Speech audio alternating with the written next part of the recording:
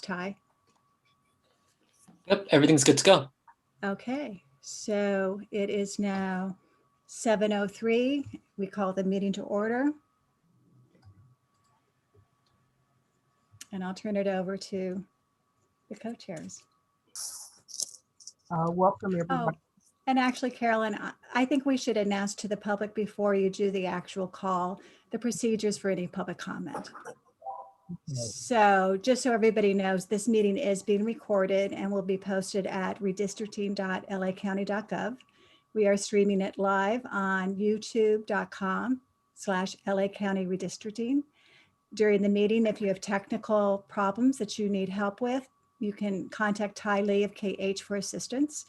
And with that, we will start the meeting with the roll call. Okay, can we have the roll call, and welcome everyone to beginning our meeting right now. On behalf of co-chair Maeda and myself, the meeting is now called to order. Roll call, please. Okay. So welcome to the 5th County of Los Angeles Citizen Redistricting Commission regular public meeting for 2021. Today is February 24th, 2021. I will now take the roll. Commissioners, please be prepared to unmute your mic and respond when your name is called. Co-chair Daniel Maeda. Present. Co-chair Carolyn Williams. Here. Commissioner Jean Franklin. Present. Commissioner David Holtzman. Here. Commissioner Mark Mendoza. Present. Commissioner Apolonio Morales. Here. Commissioner Nelson Obregon. Present. Commissioner Priscilla Orpanella Segura. Here. Commissioner Hyla Soto. Present. Commissioner Saida Soto. Present. Commissioner Priya Sridharan. Present. Commissioner Brian Stetcher. Present. Commissioner John Vento. Present. And Commissioner Dorina Wong. Here. Thank you. Okay, we will move to the approval of the agenda. If are there any are we, let me get this right, sorry. Are we reordering any need to reorder the agenda?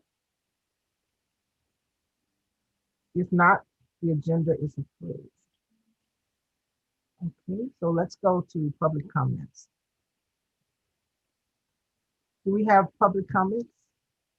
We currently have no public comments. Ty, we should probably go through the information for public comment. So in the course, if they have comments on items, they will all know. Which is basically, if you want to speak, you can use the Q&A button at the bottom. You would fill in that you want to make a public comment as a speaker. You'd write your name and your organization and the item number you want to speak to. If you're on a phone line, you would press *9 to raise your hand, and once called upon, press 6 to unmute. We are providing 2 minutes for each public comment. If you do not wish to speak, you can submit your public comment to be read aloud. Again, you indicate your name, your affiliation, and your public comment. Thank you. We did receive 2 written correspondences. They were posted last night after 5 p.m. of receipt. Okay, and I think I saw someone. Yes, and we currently have one in the chat box and not the Q&A. So we have Julia Gomez from ACLU SoCal, who would like to make a public comment. And so Julia, I will make you a panelist, and please share your mic. And if you are comfortable, please share your video as well. You have 2 minutes to make your public comment.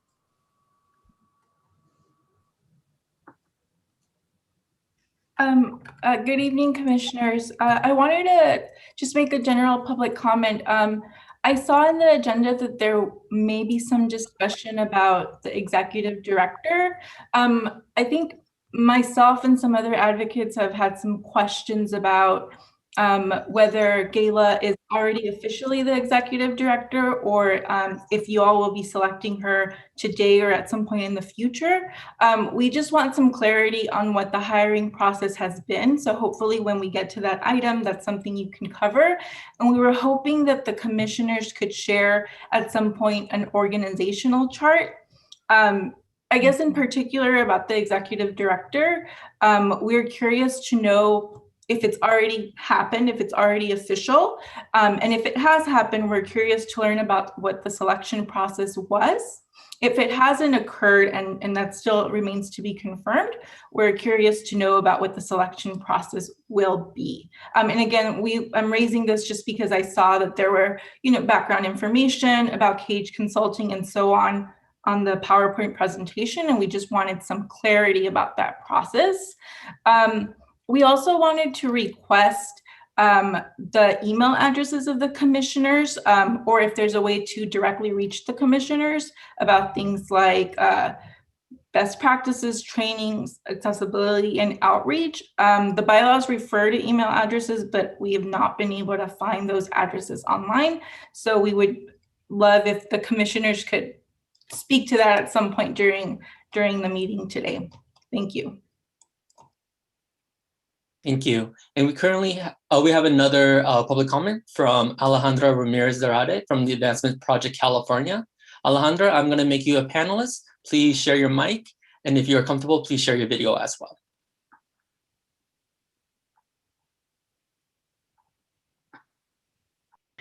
Good evening, Commissioners. Alejandra Ramirez Zarate with Advancement Project California. It's great to see you again.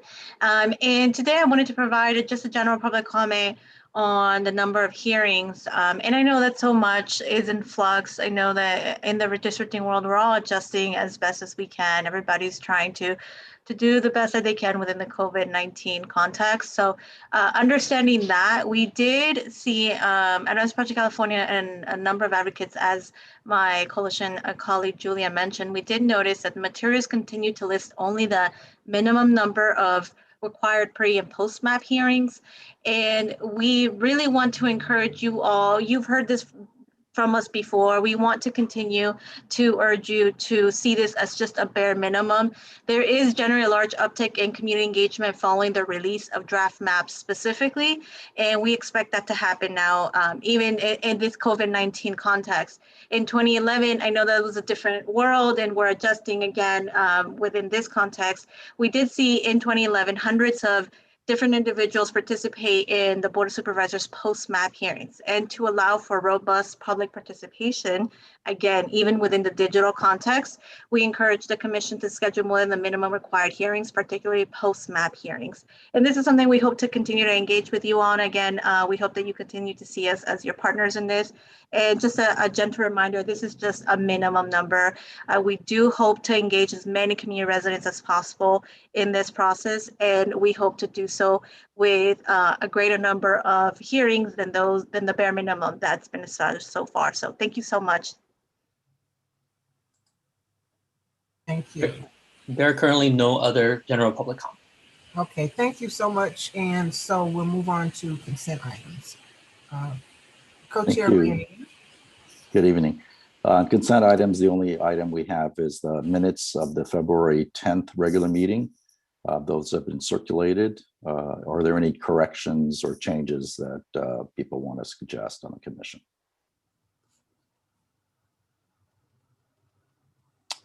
Seeing none, is there any discussion about any of those items, or I'll entertain a motion to approve the minutes as prepared and circulated? Commissioner Stetcher, you have your hand up. Yes, I so move. Is there a second? Yes, I second. Commissioner Stetcher has moved and Commissioner Franklin has seconded a motion to approve the February 10th meeting minutes as circulated.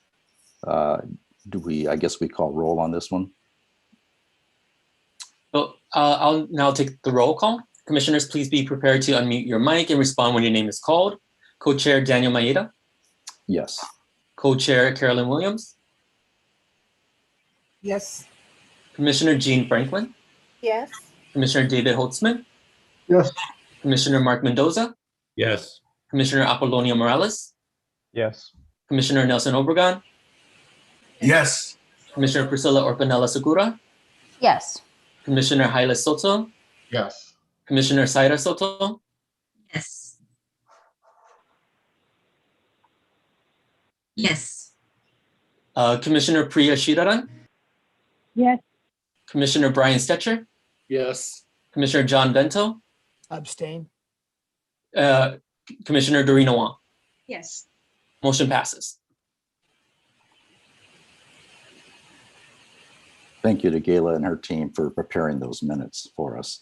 Now we'll move to action item 6A, discussion of the bylaws, the possible adoption of our draft bylaws. So first, is there a presentation or do we take public comment at this point?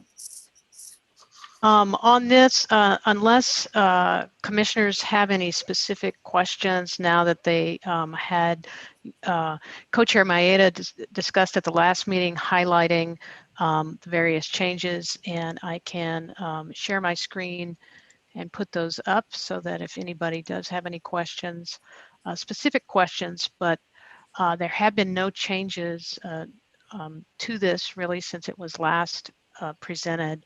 So if anyone has any questions for staff, or now would be the time, otherwise we can move to public comment.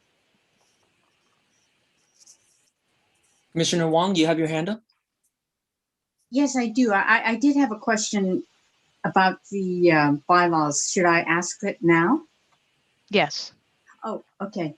So as I recall, when we were talking about in the communication section, if you could go to that, there was this it's a little different than I think what we saw before in terms of, I think there was a reference to line drawing, and I think it's slightly different wording now. Actually, maybe I should just look at online, because I had thought that we agreed. So now is specific placement of district boundaries, and I guess I would, section 2, the prohibition regarding all of the parties. I guess I would feel more comfortable if it was limited to LA County, because if any of us happen to want to discuss district lines of anything other than LA County, I think that should be allowable. This is Co-Chair Maeda. I think that's actually a good point. I don't think we intended to prohibit that unless there's some state law or statutory reason why we wouldn't be allowed to talk about boundaries or district lines regarding other kinds of districts other than the supervisor districts. Holly, can you enlighten us on that? Yes, there is no prohibition on that. So that could definitely be something we add in to address that concern. And I can, if folks feel that way, I can just type it in even as we go forward here. Specific placement of district boundaries regarding the supervisors of the County of Los Angeles or something along those lines. Commissioner Wong, do you have any specific language there? One option is just boundaries in Los Angeles County, but that may also be too broad. Perhaps Commissioner Maeda's narrowing. Yeah, how Co-Chair Maeda said boundaries for supervisory districts in LA County. Would that be okay? So I'm going to say supervisorial districts in Los Angeles County. In Los Angeles County. Yes. And we'll carry that through wherever this language is. I think there's one other spot, maybe. Yes, I think I had raised this before last time, but could we go to that other? But I'm sorry, if anybody else has something, I can wait till they have their turn. Commissioner Mendoza, you have your hand up, then Commissioner Holtzman. Thank you. Section 305, this was talked about, I think, 3 meetings ago. That reads, the commission shall adopt a redistricting plan drawing the boundaries of the supervisorial districts. I think Co-Chair Maeda pointed out that we don't want to give the impression, I'm paraphrasing, that we're tinkering with the line. So this was changed once. I think it might be better to say adopt a redistricting plan establishing the boundaries, because I believe that's what we as commissioners will be doing, is establishing the boundaries. So I do recall having a discussion about this, and I had advocated for drawing, and someone pointed out to me that the statute talks about adjusting. So 305 is a little bit different than both of those, drawing the boundaries. Holly, can you enlighten us whether whether that's okay, or whether we can actually change that to as Commissioner Mendoza suggested? I think you can change that. It would still be consistent with the elections law. I think the drawing the boundaries is something that is left over from the earlier changes. And I think that legally you can, and it would be consistent to say establishing the boundaries. It does, I will say that the statute talks about adjusting the boundaries. But I mean, you're setting the boundaries, whether you're drawing them, adjusting them, or establishing them, you're drawing them. So I think that that's fine. Commissioner Holtzman, then Commissioner Obregon. Thank you. I don't have any problem really with those two suggested changes, but I don't think they're necessary because I think they don't really make much difference. But what I wanted to say is I would prefer if we don't type over and change the draft on screen until we have a specific motion. And then maybe, Holly, you could reflect what's in the motion and we can consider specific motions.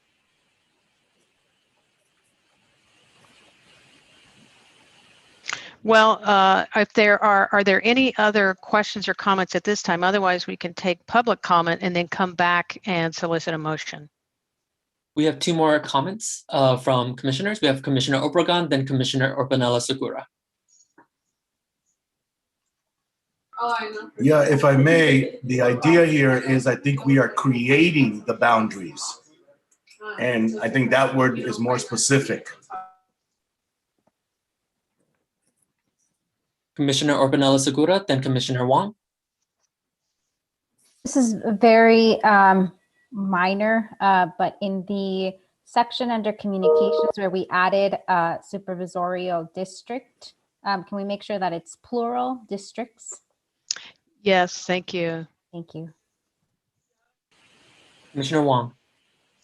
Yes, I did have just a couple of other questions, clarifications for this section. Actually, even for the first section on the prohibition regarding LA County supervisors, I think right now it's regarding redistricting. That is that correct? Am I looking at the right version? That just seems pretty broad to me again. Now, redistricting, now we're talking about redistricting, or I don't know, I believe that there was a similar reference to the drawing of the lines for this one originally, and I don't know why it was changed to the broader redistricting.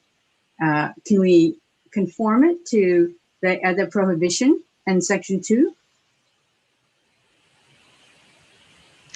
Well, in the working group, I believe the intent was actually that the prohibition on communications with supervisors was intended, at least suggested, to be broader than the prohibition on discussing it with anyone other than supervisors. So Commissioners Maeda, Stetcher, and Holtzman can correct me if I'm wrong, but I believe the intent was that to have a broader prohibition regarding redistricting generally in discussions with supervisors versus what the prohibition was as to all other parties. The commission can decide to make that change that you suggest. There's no legal requirement that there be this restriction. So I think it would then be the pleasure of the commission as to whether they wanted to make that change here. Yeah, the intent was clearly to make a distinction between communications with supervisors, their staffs, families, agents, and anyone else. And there was a flat prohibition against communications regarding redistricting of any kind of communications regarding redistricting or with the supervisors or their families, et cetera. That was the intent. It's certainly, we can have further discussion on it, but that's what we definitely intended to make that distinction. Would it be possible, were you thinking of redistricting in general of anything, or were you thinking of redistricting in the county? I'm pretty sure, at least for me, I was thinking about the issue at hand, which is the redistricting of the supervisorial districts. Not intended to go broader than that, but I'm not sure why we would be communicating with the supervisors regarding other kinds of districts, but I think the intent was to specifically hone in on the redistricting of the supervisorial districts. But I certainly would be open to hearing from Commissioners Stetcher and Holtzman on that. Commissioner Stetcher, you have your hand up. Thank you. First, I agree with the description of Commissioner Maeda. Our intention was to put up a higher wall when it came to communication with the supervisors and their staff. It was focused on redrawing of LA County supervisorial districts strictly, not in broader terms. And so we could add that clause in here if we wanted.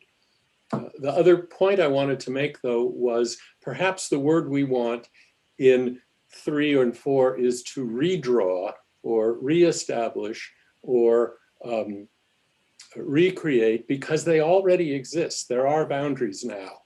And what we're doing, that adjust is better in that it does convey something exists and we're moving it. But if you prefer the active draw or create, then put re in front of it, and I think we're okay. Commissioner Bento. Yes, I just have a question. Maybe this is to Holly, maybe this is to everybody else. Okay, so in the communications part, it says that we are supposed to use our email, our LA County email. So here's my question to you. Right now I've been communicating with several members, but we are not only using the LA County email, we're also using our private email addresses. So I wanted a clarification. Are we just going to strictly communicate solely with the LA County email address, or can we use both? I just wanted a clarification on this so that we're following it. And what did the other commissioners think about this? If I can just address quickly, this provision talks about using the county, the commission provided email address for all communications. The last part recognizes that there may be some communications that go to a commissioner's personal email, and so long as a commissioner is copying their county email address on any emails they receive to their personal email address, and also to any emails they might send from their personal email address, you need to copy your official county email address, so that email address will have copies of all emails you send and receive. So that was the intent here on this email provision, and it's related to ensuring that if we get Public Records Act requests, we can obtain all those communications without having to, intrude into your personal devices. The law does require that if it's involving commission business, even if it's on your personal email or personal device, we have to get it and produce it in response to a Public Records Act request. This procedure allows us to do that without having to go through your personal device. So does that mean, what I'm just trying to say is, maybe the other commissioner, I really appreciate that, Holly. Should we just only communicate with our LA County, or is it okay if we continue doing what we're doing by copying? I guess that's what I don't know if everybody's on the same page, and I don't know. As long Perhaps I could answer this. So the idea is we're trying to encourage people to use their official addresses, but we recognize that in many cases it is more difficult and cumbersome to specifically go into the LA County address to send all communications there. So as a concession, as a fallback, we're saying at least copy all of your communications out. But if you can use your LA County email address for redistricting business, then that would be the best. But so long as it's copied, then at least there's going to be a record. Thank you. Commissioner Holtzman, you have your hand up. Yeah, I just wanted to say pretty much the same thing. What matters is that all of your email correspondence make it to your county email account at some point, actually promptly, so that it can be searched for public records requests. So that's the story. I can't use my county email address from my Android phone. I was doing it, but an LA County bot caught me, and it doesn't work anymore.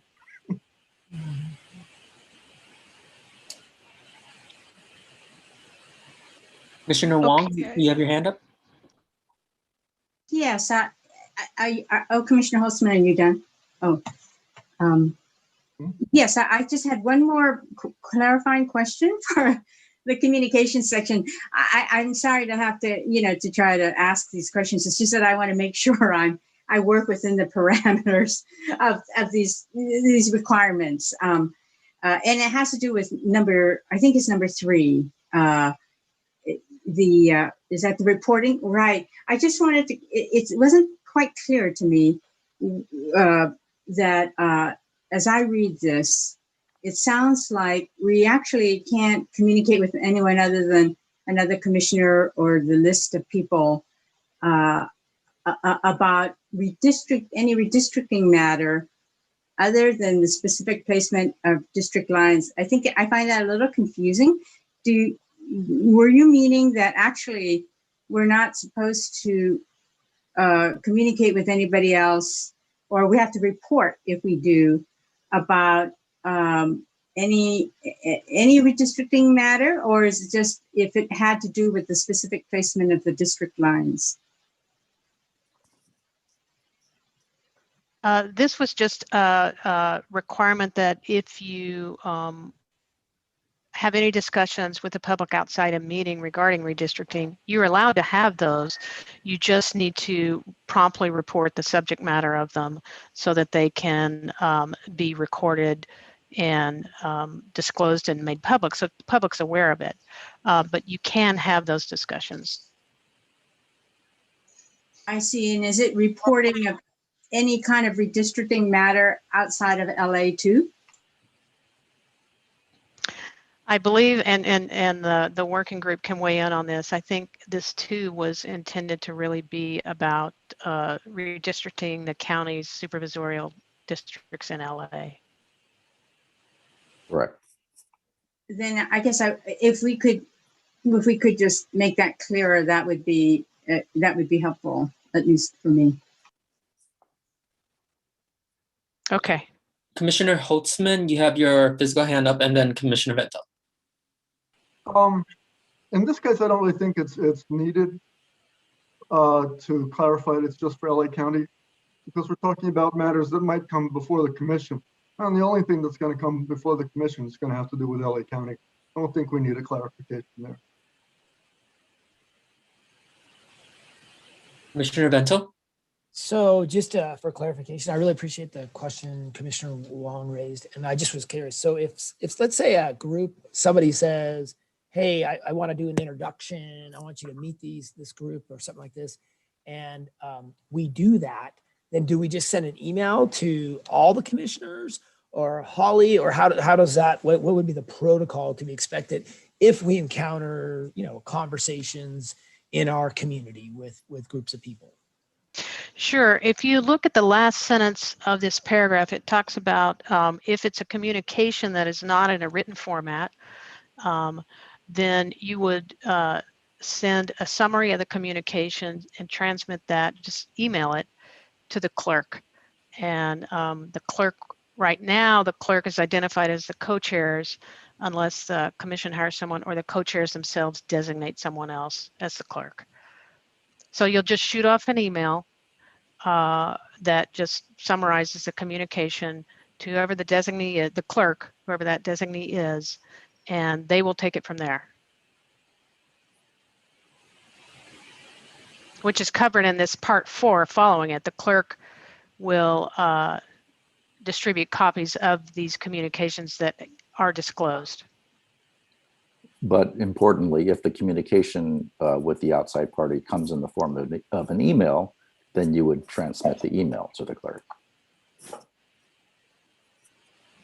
And also one other clarification, if the discussions are simply just, again, about time and place of meetings and, you know, this is on the agenda, that does not have to be disclosed and doesn't count. That's right here in subdivision D, where you can disseminate information regarding time, place, or agendas, and you're not required to report that type of communication. So for clarification, I just wanted to share this with you. So I've had people within my community say, John, I want to introduce you to these people. And I've been saying no the entire time until I got some clarification on this. So I'm assuming it would be okay to say I could go meet with them and then tell them when we're meeting, tell them the process. And if as long as the conversation doesn't go beyond that, that's fine. But if it goes into deeper, like, hey, my house is going to be over here, something like this, then I would share that information. So Commissioner Vento, when it comes to, again, agenda, meetings, dates and so forth, no problem, no reporting required.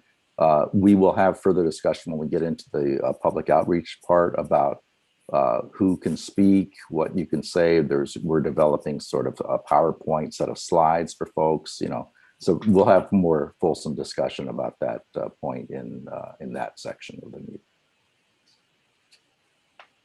Are there any other hands raised? I can only see just a handful of folks. Commissioner Obregon, you have your hand raised. Yeah, my idea of communication, and if we hear something in passing, like somebody might say, gee, Glendale and Eagle Rock shouldn't be divided in the but I don't really communicate anything. I don't, you know, I just hear it in passing. You know, I'm wondering about that kind of technicality.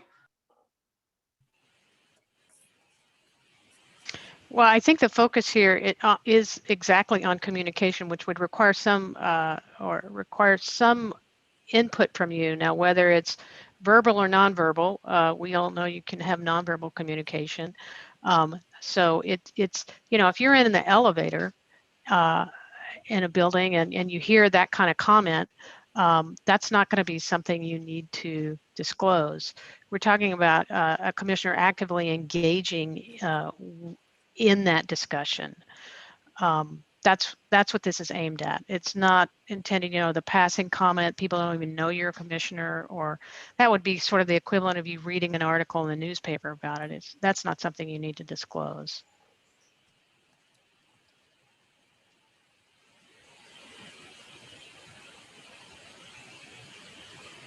Okay. Any other hands raised? Then if there's no other questions from the commission, then I guess we go to public comment now on this item. There are currently no public comments on this item.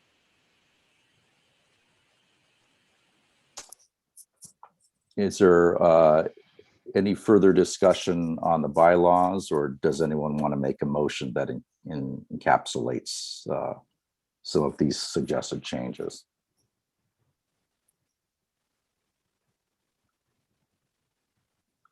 Commissioner Stetcher, you have your hand up.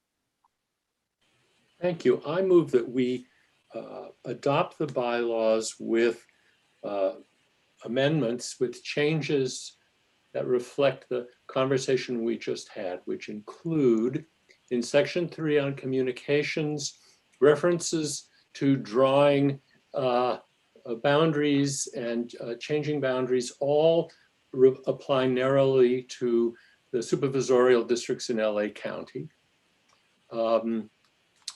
that we indicate we are redrawing or reconstructing or the boundaries. That, and there was one earlier piece that I've now forgotten, but those two modifications plus any others that people may want to bring up right now would be welcome in this motion. Commissioner Holtzman, you had your hand up. You're muted. And I'm muted. I realized it was premature until there's a second.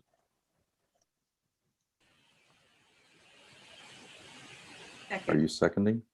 Oh, I'll second the motion. Who was that? This is Commissioner Wong. It's been moved and seconded. Is there any discussion? Commissioner Holtzman, you have your hand up. Oh, yeah. My discussion is that I would prefer that the motion specify the changes in terms of words, not in terms of sort of general description.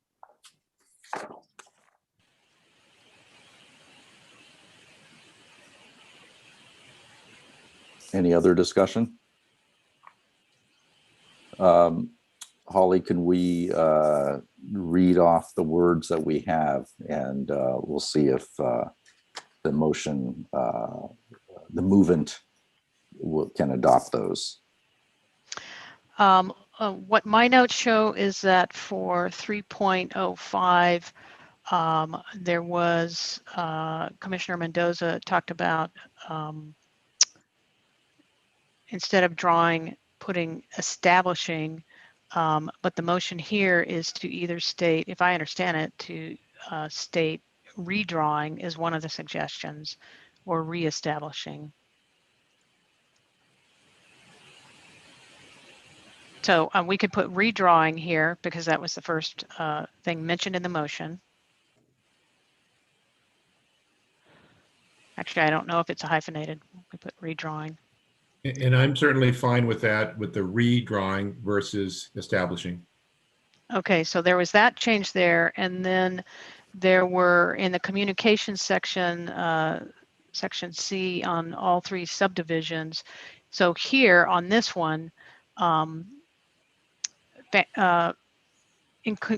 discussing communications with supervisors, it would be redistricting,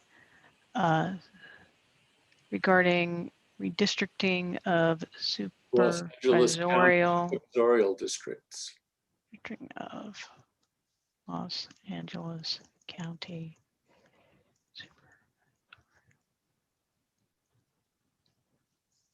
That changed there. And then B2 has already been changed to say supervisorial district boundaries in Los Angeles County. Correct. 3, and then go ahead. 3 was, let's see. General redistricting principles that might come before the commission. Specific placement of district boundaries within Los Angeles County or Los Angeles County district boundaries. Supervisorial district boundaries.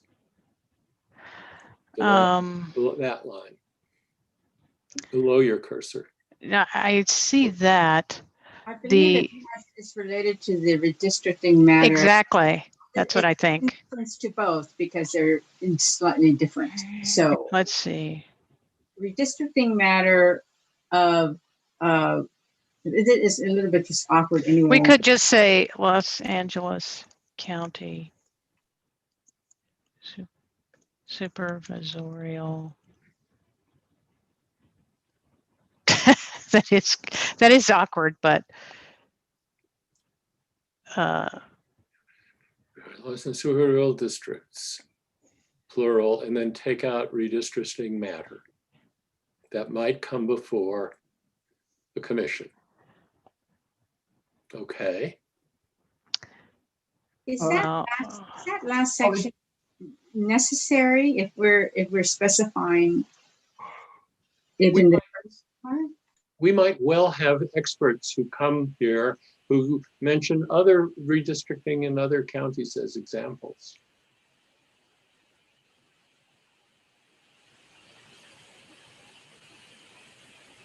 Ollie, we have a few things from the commissioners did you want their input now or? Yes, Okay. please. I'm So we sorry, have- I can't see them all. No problem at all. Just did not want to interrupt. Commissioner Stetch, or I guess Commissioner Sider Soto, and then Commissioner Holtzman. I have a question, but it's about a different section. And my copy is frozen, so I can't scroll through. But I'm wondering if prior to adopting or voting on the motion, we can take a last look at the section on public comment, because I want to make sure that the discussion we had on time limits for public comment was addressed. Absolutely. Let's finish this one if we can. I think here 3 is this phrase at the end here that says that might come before the commission other than the specific placement of district boundaries. The reason I do think we probably need that is helpful there, although we should make it more specific. And the reason is because discussions about the specific placement of district boundaries are covered by the subdivision above it, the subsection above it. So if we have that phrase here, it helps distinguish why this is different than the one above it. But we can say, Commissioner Holtzman, you have your hand up. Yeah, I think this is something we don't need to do. I don't think we need to change the section. Like I said before, because it talks about matters that might come before the commission, that in itself already limits things to Los Angeles County. So I was wondering if maybe we would like Holly to use her undo keys, Command Z, Control Z, and just get this back to the way it was, because I don't think we need to mess with it, because it's only for LA County the way it was written originally. Commissioner Wong? Yeah, I actually think I like the clarity in this, because I think somebody else raised the issue that we may be talking about other districts, other redistricting from other counties or what have you. But I think because it makes it so awkward, I would just say other than and refer to section 2, other than the above section 2, so that we don't have to repeat it ourselves.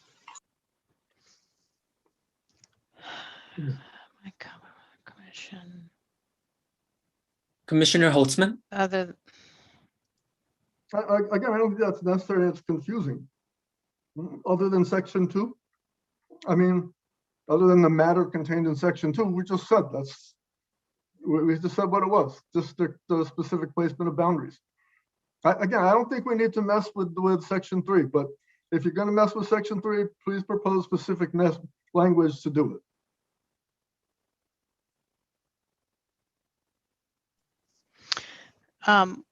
My sense is that referring to section 2 could be confusing, whereas if you look at this and read this as it is, it's self-contained. This is my concern. I hear you, Commissioner Wong, that it's wordy, and that's an issue. I'm a little bit concerned that just striking it and saying, referring to the subsection 2, that it might be confusing. But if I've got commission direction on that, absolutely, I'll do it. Commissioner Holtzman? Holly, Mrs.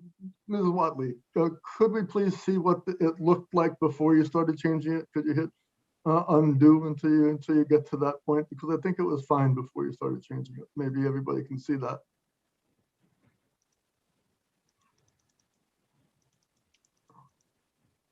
Oops.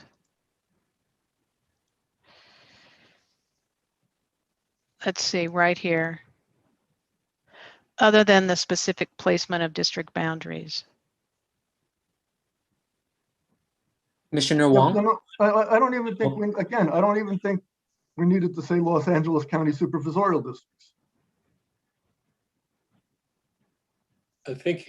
I think that was in the motion, and that's why I put it. Because I thought the motion was, that all 3 of these would at least clarify this part, that we're talking about Los Angeles County supervisorial districts. And then I think the issue is that do we carry that idea to the last part of this clause? Okay, so I'll move to amend the motion to have it not change section 3 from as it was proposed in the report from the subcommittee. Commissioner Wong, you have your hand up. Yes, I don't know what the proper process for this is, but rather than going back and forth with motions, could we do some kind of a straw poll to see who agrees with making it more specific versus leaving the language as is? Because I don't want to keep going back and forth. I want to be able to, I will go if others agree that we don't need the specifics, which I think we do, but I want to know what the other commissioners think about that. So there's a motion to amend. Is there a second on that motion?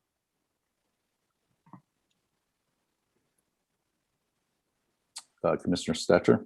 I second it. I would like us to take out this phrase regarding Los Angeles County supervisorial districts and go back to where it was, because it was grammatically clearer.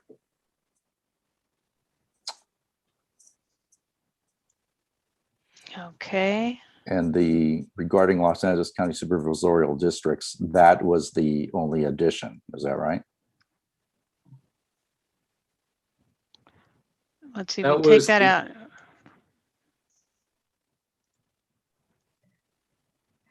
I take that out, and then we're back to regarding a redistricting matter that might come before the commission, other than the specific placement of district boundaries.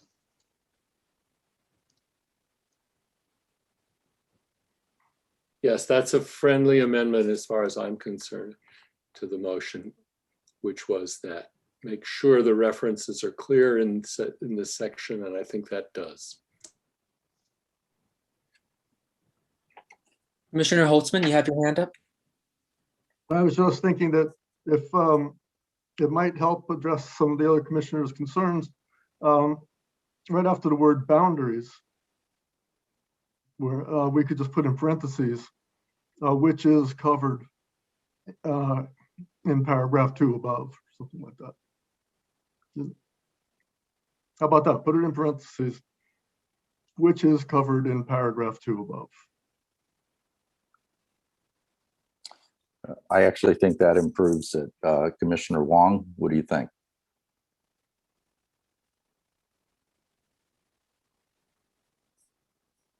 Well, so are we only talking about section 3? We're not talking, there are changes to 1 and 2, correct?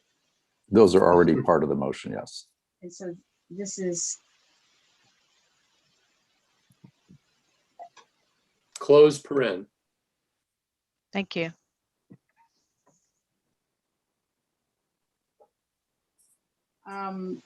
I guess it is grammatically clearer. I still don't think it quite addresses my concern, but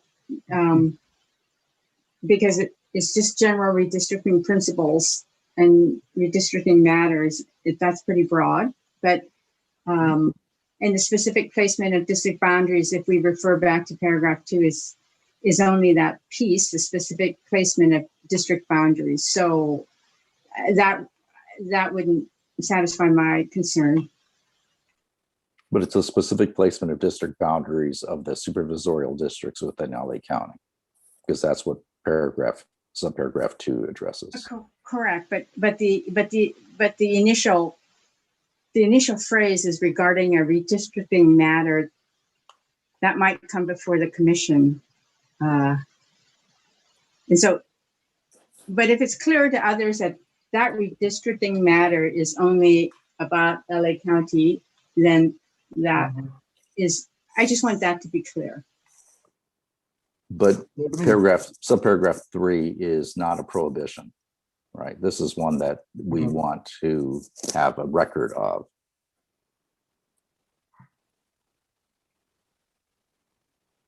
Correct. Rather, I understand it's not a prohibition, but even having to report it, I think we need to understand what it is we need to report. Commissioner Opernera Segura. Can we scroll to section 2? I just want to reread that section that mentions the.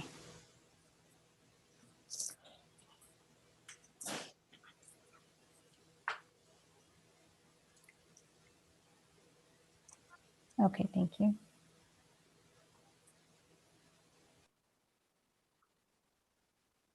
Is there other discussion on the motion? And the motion is only going to concern the communication section and the earlier section 3.05. Is that correct? Please check on the speaker time.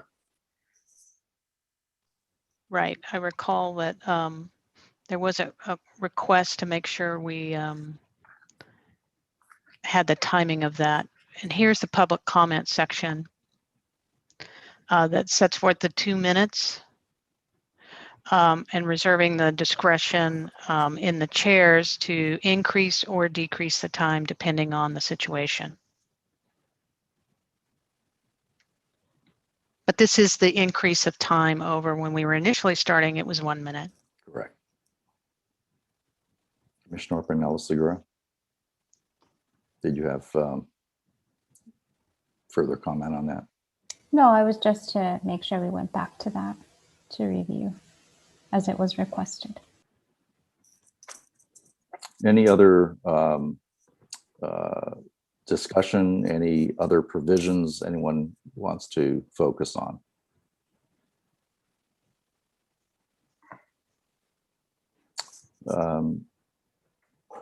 It's been moved and seconded to adopt those changes to the draft bylaws. Is it, can I call the question? Time for a roll call, yes.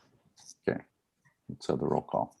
Commissioners, please be prepared to unmute your mic and respond when your name is called. Co-Chair Daniel Maeda. Aye. Co-Chair Carolyn Williams. Aye. Commissioner Jean Franklin. Yes. Commissioner David Holtzman. Yes, it's my understanding that this motion approves the bylaws as amended. Yes, that's a point of information. Is this vote to approve the bylaws as amended? Thank you. Okay. Yes. Yes, yes. Commissioner Mark Mendoza. Yes. Commissioner Apollonio Morales. Yes. Commissioner Nelson Obregon. Yes. Commissioner Priscilla Orpanella Segura. Yes. Commissioner Hylas Soto. Yes. Commissioner Saida Soto. Yes. Commissioner Priya Shidaran. Yes. Commissioner Brian Stetcher. Yes. Commissioner John Bento. Yes. Commissioner Dorina Wong. I'm abstaining. Motion passes. Thank you, commissioners. We have a working set of bylaws now. And I appreciate everyone's patience as we work through that. I did not want to have that hanging for yet another regular meeting. So I'm glad that got taken care of. The next item on the agenda is 6B, receive a report on the county CRC budget. And I think we have staff presentations for this. It's Lorraine Liggett, who's the executive officer from the executive office will be presenting the budget. Co-chair Maeda. Thank you. Thank you, Co-Chair Maeda. Good evening, commissioners. I am Lorraine Liggett, an assistant executive officer with the Executive Office of the Board of Supervisors. And I want to thank you for the opportunity to share with you an overview of the established budget for the commission and information regarding the selection process of the consulting firm to assist you in carrying out the commission's responsibilities. As directed by the Board of Supervisors on November 24th, 2020, the Executive Office of the Board worked with the Chief Executive Office and County Council to assess the resources that may be needed, including technical and administrative support, and to identify funding for the commission. To carry out this directive, we developed a statement of work based on SB 958 and AB 1276 for consultant services to provide the needed support. We engaged a developer to design a website where you can provide information regarding your commission, and we initiated acquisition of redistricting software that the commission and community will be able to utilize to access the data and draft proposed maps. In order to acquire these services timely, rather than utilizing county staff to convene the commission's first initial meeting of the members that were randomly selected, and to facilitate a process for your selection of the remaining commissioners as required by the end of December 2020, we reviewed the master agreements for consultants services with the county within the CEO's authority that had previously been selected through a competitive solicitation process. And we conducted exploratory discussions with redistricting companies and a number of consultants to determine the demonstrated experience and capacity to obtain the technical expertise that would be required. In addition, County Council determined that the Commission's Executive Director Consultant also meet the same qualifications as the commissioners outlined in the legislation, such as being a county resident and continuously registered voter, possessing the experience, demonstrating analytical skills relevant to the redistricting process and voting rights, ability to be impartial, and appreciation for the diverse demographics and geography of the county.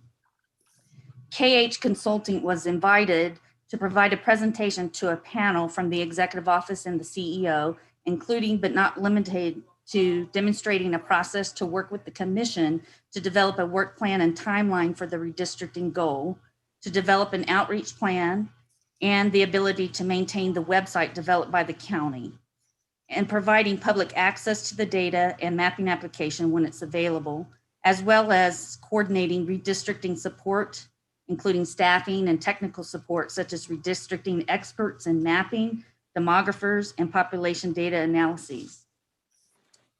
KH Consulting was determined to be a locally based full-service management consultant firm with the capacity for facilitating your required meetings and hearings, working with community organizations to encourage public engagement, and the capability of attaining the necessary technical and administrative support needed. The 2011 Boundary Review Committee had a budget of $933,000, including for data and mapping expertise, an outreach plan, mapping software, a website, and consultant support.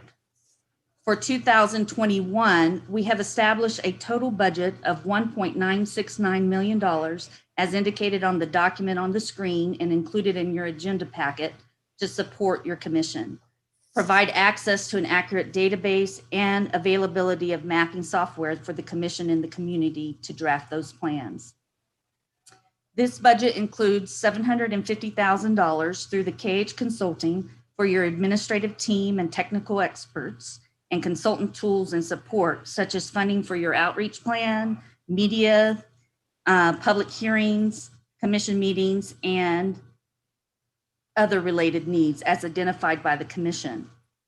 In addition, there's a $400,000 for legal services as needed, $120,000 for acquisition of redistricting, a redistricting database and mapping software, $320,000 for the software maintenance and support and demonstration and training related to the software for the commissioners, community groups, and the public, $80,000 plus an additional $45,000 for the for the design, support, and hosting of the commission website. And lastly, up to $254,000 for IT and general county expenditures, such as development of a public comment database, to set up your emails and data security services, virtual desktops for commissioners, et cetera, as those needs are identified. So with that, that is an overview of your budget that has been established for 2021. Thank you. Any questions from the commission? Commissioner Stetcher, you have your hand up. Thank you. Thank you very much for the presentation. It's nice to see these figures. I have a question about the 3990 items. These appear to be county staff, and I didn't understand how they were directed and who was responsible for giving them direction regarding the technical services they're providing and supervising their work. Could you clarify that?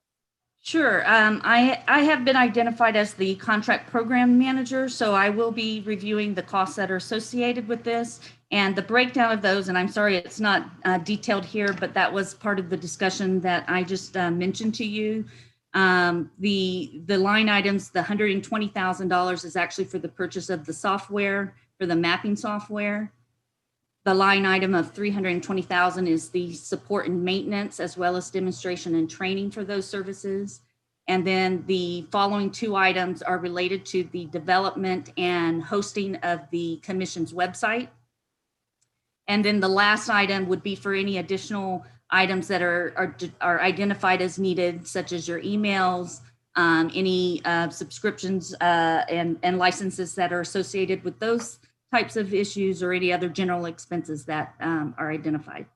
Okay, and so if we were to want to modify the allocation to put more resources here to buy a more expensive or a less expensive piece of mapping software, that direction would come from us to you, and then you would have the staff carry it out.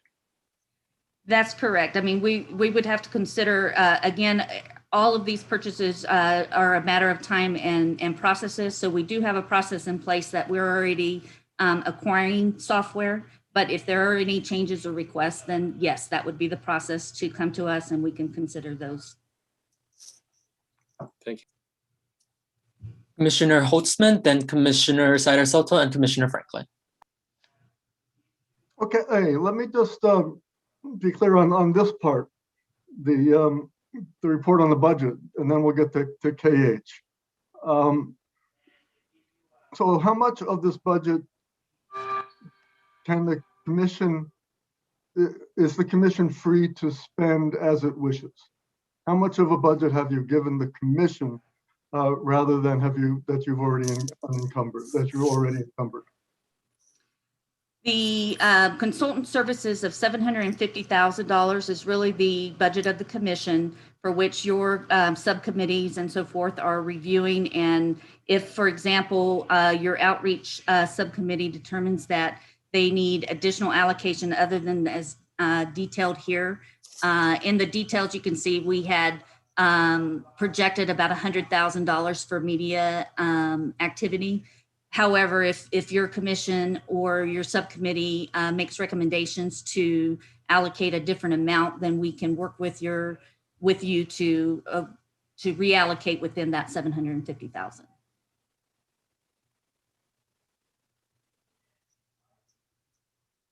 Okay. Commissioner Sider-Soto, I'm sorry, Commissioner Holtzman, it looks like you're muted.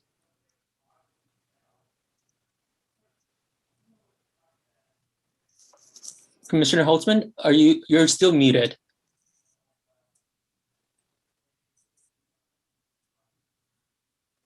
I'm sorry, I know what happened. What happened is I was switched to another application, so the space bar didn't work. I switched to it so I could expand this chart on my screen. So here, okay, now I'm permanently unmuted, going back to where I can read the thing.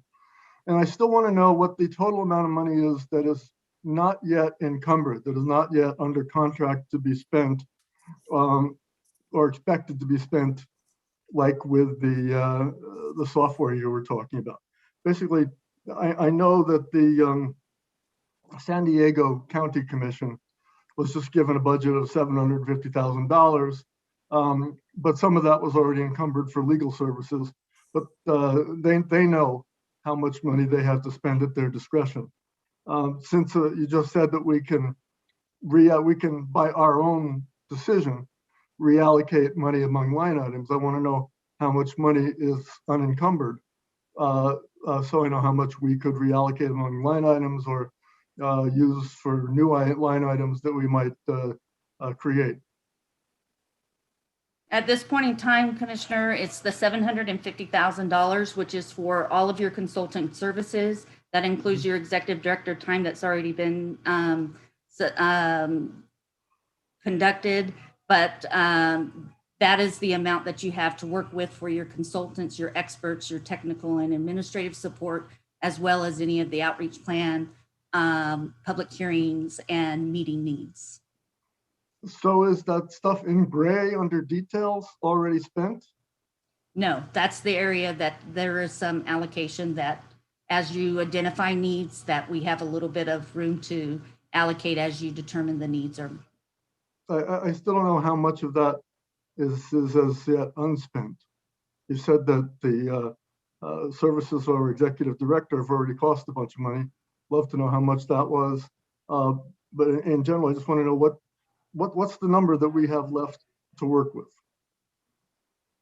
Commissioner Holtzman, I don't have that information with me today as far as what expenditures have been conducted, but again, that is the area in which you have your commission can work with. Okay, and all right, I'll leave the rest of my questions for the other part, for the KH part. Commissioner Saida Soto, then Commissioner Franklin.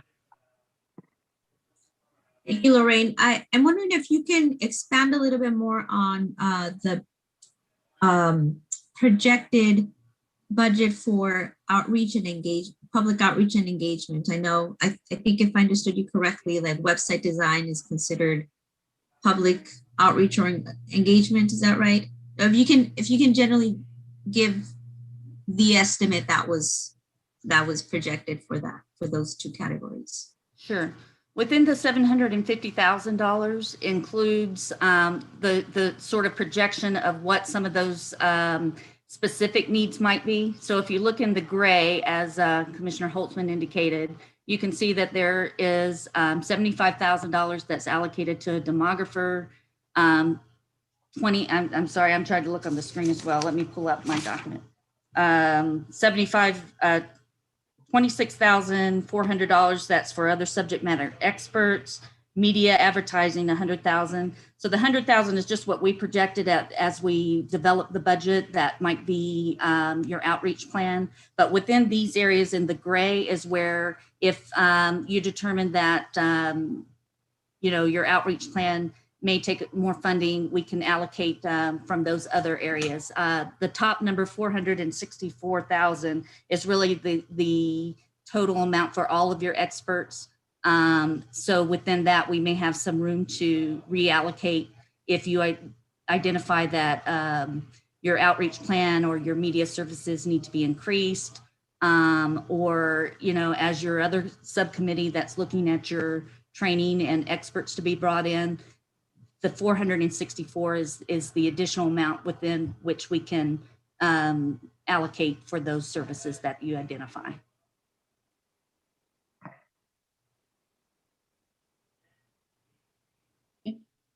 Commissioner Franklin.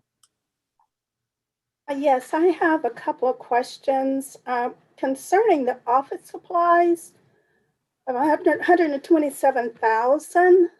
That's quite a bit. Could you tell me, does this include equipment such as copying machines, computers, laptops, or is it strictly paper, pens, and so forth? That's one question. The other question I have concerning mileage for translators, due to the fact that we're in COVID right now, and we're doing our meetings via Zoom, if need be for a translator, would they still be in need for mileage? The third question I have is looking at the outreach budget, media, advertising.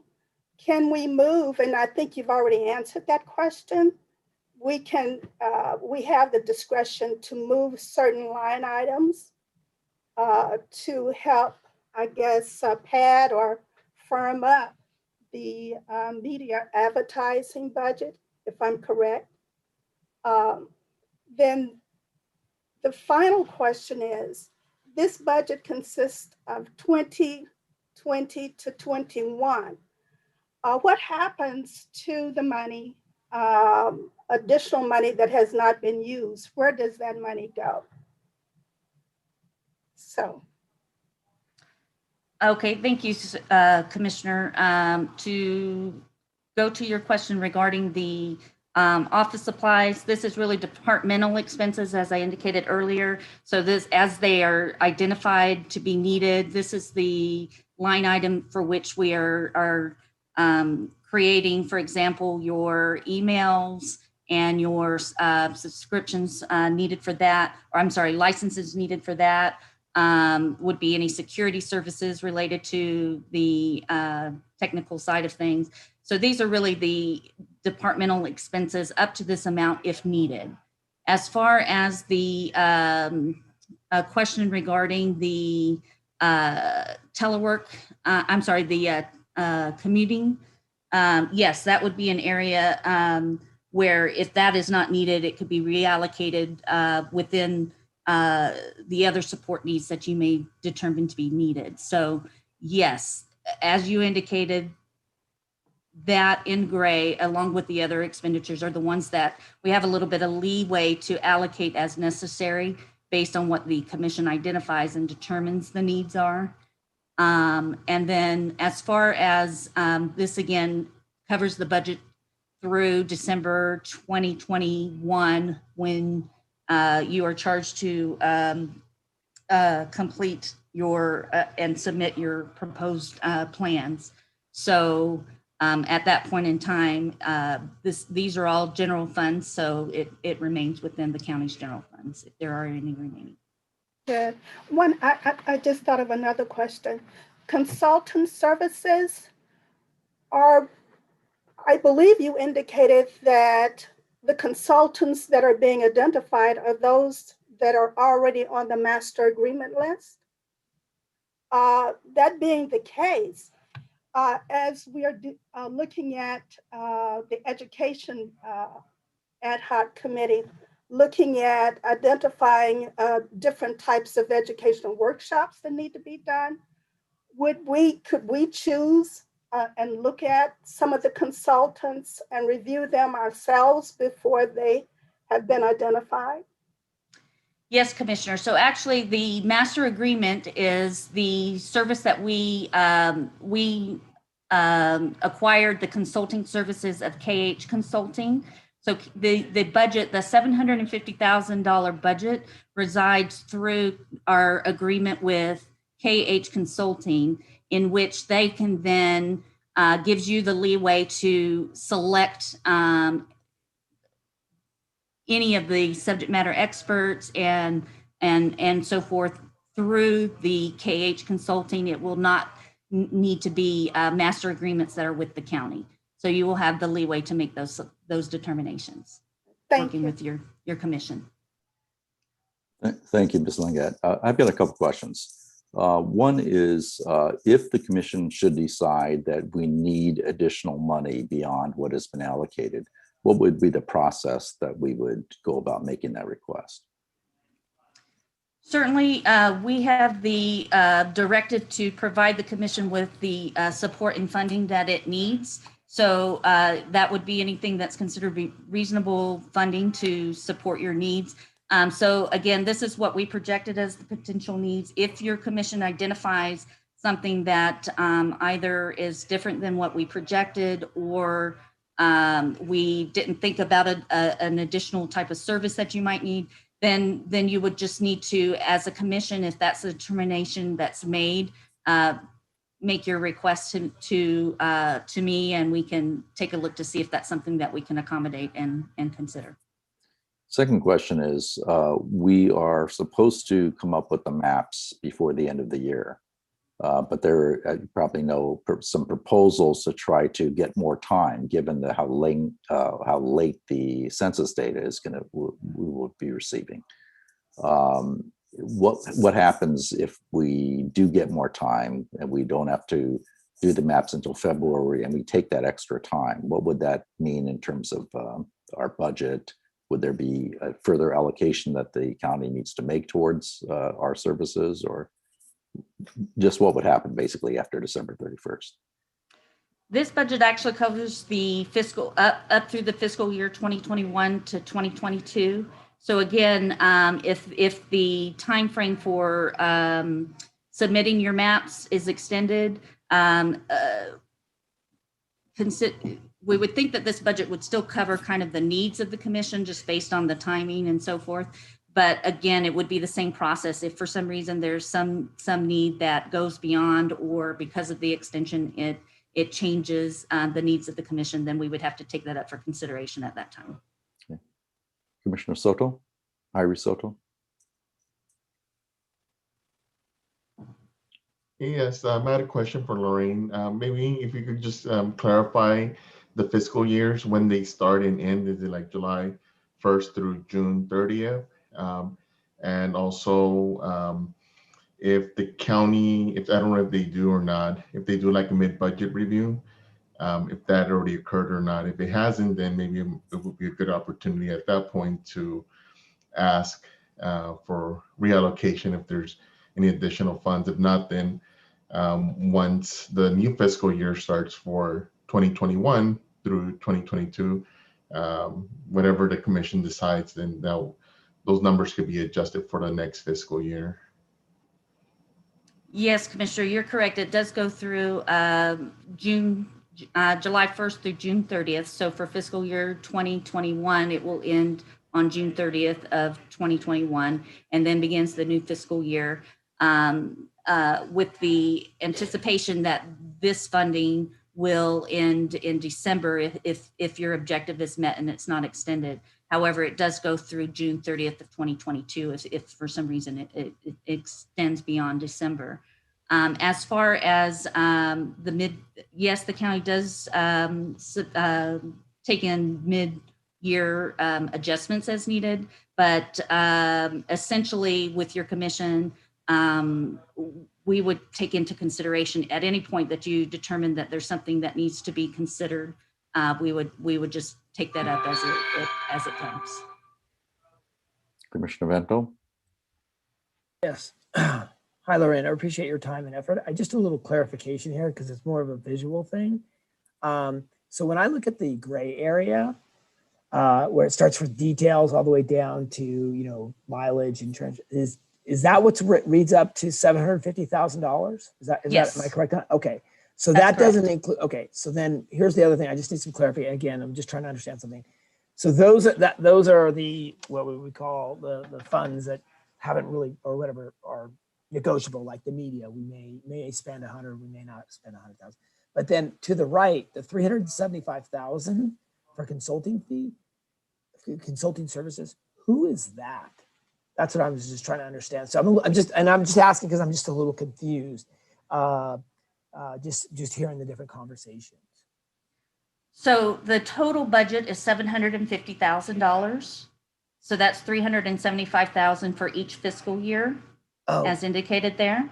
And then within that is where you have the potential to allocate as needed. Again, the consultant services includes your executive director and any of the technical and administrative support that's brought on to assist the commission. Okay. So the 464,000, is that, I guess that's where I'm just, this is where the visual is not making sense to me. I see consulting service 375, and then I see 464, 236. So that's where these two numbers just seem so confusing. So I was just wondering if you could clarify that. The gray again is just sort of a breakdown of the total 750,000 for which you have some room to allocate. Okay, got it. Thank you. And I believe many commissioners are interested in if you could shed light on the process by which our executive directors was selected to be our executive director. KH was selected. Can you shed some light on that? Yes, as I had indicated, the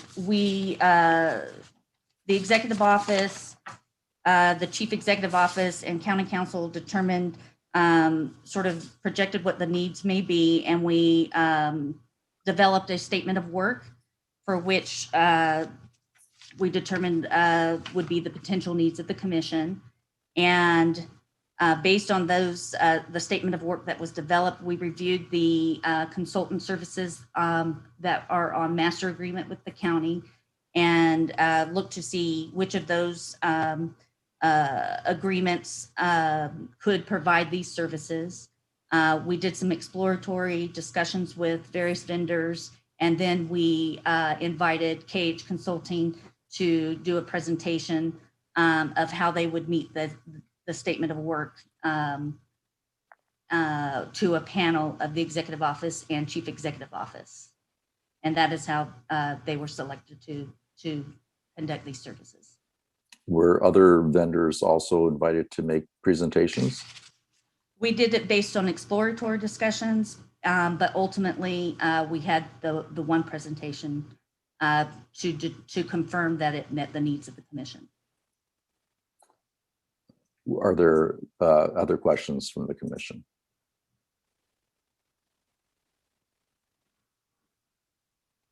Commissioner Holtzman, then Commissioner Stetcher. All right. Yeah, I had some questions sort of along the lines of Co-Chair Maeda's and some additional questions. I guess to follow up on his, will you share with us the statement of work that you developed? I believe Gayla is going to be providing some information that she shared through the statement of work, if I'm not mistaken, but we'd be happy to share that statement of work. Okay, and how can we see the contracts with Gayla and the county, and then the subcontracts that she's issued with people like Carlos de Alba? I think I'll defer that to Gayla, but that information is available upon request, so that's information that can be provided. Okay, I would appreciate that. I'd like to know. Yeah, for instance, how is KH Consulting being paid? Is it by the hour, or by the job, or the whole thing, or by salary? How's that working? Gayla, would you like to jump in on that, or essentially we are invoiced for the hours that are submitted and the services that are acquired? Gayla, would you want to add to that at all? Basically, the budget has been billed as a time and material. Right now, there is a cap on it. The allocation of these various amounts were based on when I was responding to the statement of work, which you all are welcome to see. I did my best research in a very short period of time to find out what it might cost to get a demographer, what it might cost to bring in subject matter experts, averaging at about $1,000 per subject matter expert. That gives them about an hour for preparation time, an hour for presentation, approximately. Media advertising, again, I reached out to Carlos de Alba to sort of get an idea of what we could start with using this approach we are proposing with a public outreach plan. The data analytical tools, I think we can combine with a demographer, so we could increase that as high as 90,000 based on these dollars. Translation services, again, I had to reach out to a translation service to get some estimates of what it would cost for the services. The mileage is simply there because I was told that translators, if we do public hearings come fall in person, we would have to pay for their mileage. So that was the estimate of covering the various languages if it were to be in person and not virtual. Again, we'll have to see the status of COVID-19 come fall. So these were sort of my best estimates of what might be needed. Okay, so continuing my question then, what is the time and material cap that you just mentioned? So that would be in the statement of work. So we'll provide that. Okay, so I don't know that offhand. And then, so basically, you know, the more we use your services, the more our budget goes down, right? Yeah, the total budget is $750,000. So the more hours, I'd also like to know the rates that the individual members of KH Consulting and their subcontractors are charging, so we can get a sense of, if we're using too much of their time and draining too much of our budget. So I guess when we see the contracts with Gala and KH and other contracts, we'll be able to see those sorts of things. So let's see also, you say that the county council determined that the CRC executive, well, first of all, actually, before I forget to ask, who actually hired KH Consulting? Was this like a hire made in the name of our commission, or was it a hire by the county to serve our commission, but it was not executed in our name, so it wasn't actually a choice, wasn't presented as something being done in the name of the commission. How did that work? It is a contract with the county in order to provide the support that the commission needs. Okay, so it's a county. So so we didn't actually retain KH, but the county council determined that the executive director should also meet the same qualifications as the commissioners. You list all 7 paragraphs there, but in the law, it only says that the commission shall not retain a consultant who would not be qualified as an applicant pursuant to paragraph 4 on that list. Do you have a memo on why you needed all those other things too? No, I don't. Memo from the county council, nothing like that, no. Okay. Commissioner Holtzman, I had actually raised the same question at the time of the contracting, and at the time the county council wanted the executive director and our consultants to meet the same requirements as the commission. Okay. I believe Holly, as independent legal counsel, has been talking to them, because that would also mean if we bring in a demographer, they would need to meet the same requirements. And we're waiting for the county council's response in terms of whether or not we can cast a wider net for some of these other resources you may need. All right, that's good. Thank you, Commissioner Holtzman. We'll continue on with some other commissioners to allow everybody. I do have a long list of questions. If you would come back to me, I would appreciate it. There may be opportunities for that. Commissioner Stetcher. Yeah, I'll try to keep this quick. I think we are way ahead of the game because the county acted quickly, engaged a consultant, got some of this groundwork done, which we can modify and make better and make it our own. But I'm delighted that we're not starting from ground zero with a check for $750,000 to do all this work. The one number I wanted to ask about was the 285,764, the estimated KH expenses. Am I interpreting that correctly, that if we continue to work with them for the course of this engagement, that would be the amount that flowed to KH and their staff out of the 750, the remainder likely going out to outside consultants that they would hire? Or what does that number represent? I'm sorry, Commissioner, I'm having a hard time seeing the number that you're referring to, but it's on the bottom of the sheet in gray, estimated KH expenses. At least that's what's showing on the screen here. In the first column under details. Lorraine, I could answer that if that would help. Thank you. Commissioner Stetcher, if you add the 75,000, 26,000, 100,000, 16,000, 35,000, 21,000, 10,800, that comes to 285,000. So beyond the core service in response to the statement of work of providing, Ty, Carlos, meeting facilitators, other public outreach, administrative support, those were the areas that we put in those additional estimates for.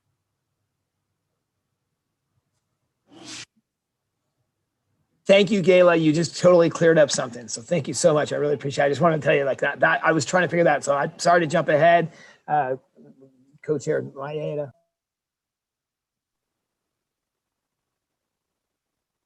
Any other questions from any commissioners? Commissioner Holtzman has his hand up. Okay, Commissioner Holtzman. Okay, so just continuing then. The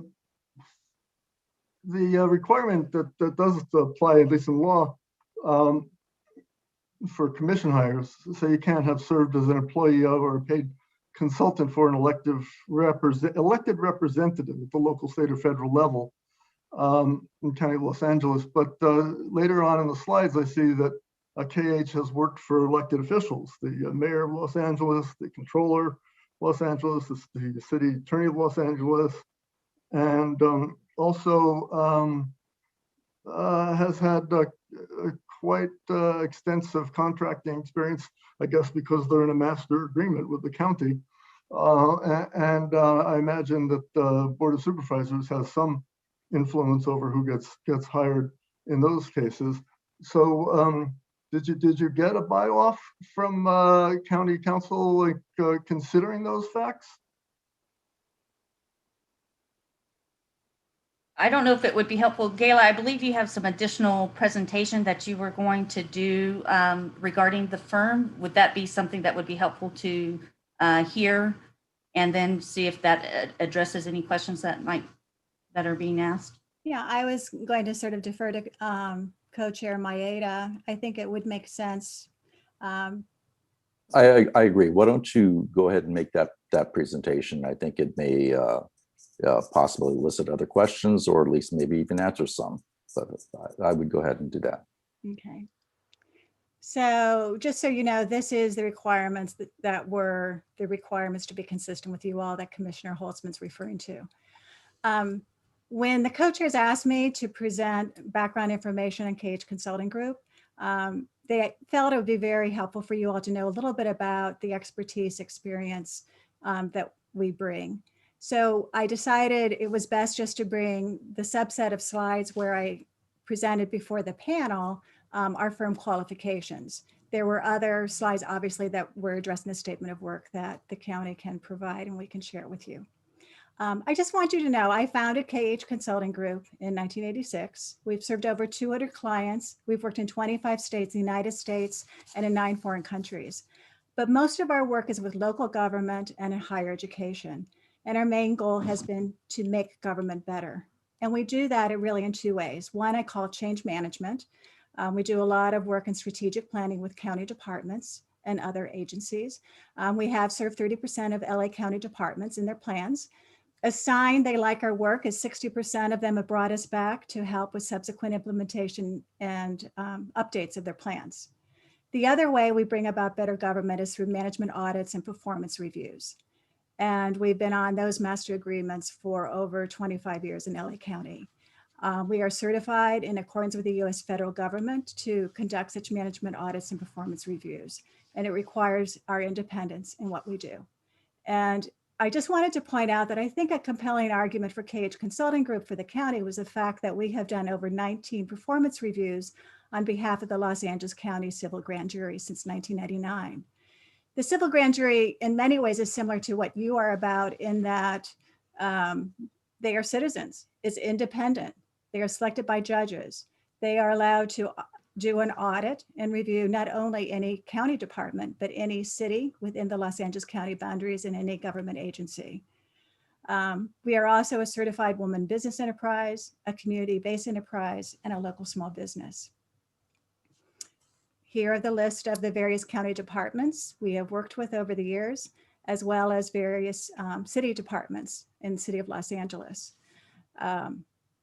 It will give you an idea of the range. Again, most of the work has been management audits, strategic planning, process improvements. When I met with the panel, I presented 6 projects that I thought might be good examples that would be most relevant to the work you have at hand. The first one was the Los Angeles County unincorporated areas. We developed their first strategic plan.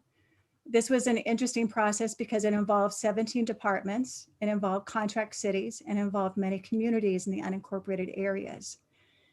It was also the first strategic plan, so even the first question was, what is an unincorporated area? And we were finding county departments use different names to identify them. From this, we developed the lead department model. We developed the various other models that the county went on to implement. You need to understand your unincorporated areas. We've done work in that area. We were brought in to help work on a project. The county had a program on performance-based pay that was considered potentially discriminatory. So they brought us in to work with a 45-person management team representing some 2,000 managers to redesign it. So I was a chief architect working with these 45 individuals to develop the management and appraisal plan map that's still in place today, some 20 years later. The other one I think is another good example is about 4 years ago, we were brought in to work with 15 departments to help them figure out how to achieve the county goal of 25% of the contract dollars, procurement dollars, to go to local small businesses, disabled veteran business enterprises, and social enterprises. We worked with these departments. We came up with a strategy. We were brought in 2 years later to do a performance review to see progress made and to develop additional recommendations to achieve those goals. I included the LA City Development Reform as an example of working with extremely polarized groups in terms of how best to streamline the zoning and the basically the permitting process in LA City, which was very antiquated. It had not been updated, the zoning code, since 1947. As a result of that, we worked with extremely polarized groups from developers to no growth community groups, and the outcome has been zoning code reform. I've already talked to you a little bit about the Los Angeles County Civil Grand Jury. Those 19 audits involve such topics as foster children, pharmaceutical hospitals, the jails, senior citizens, and the list goes on.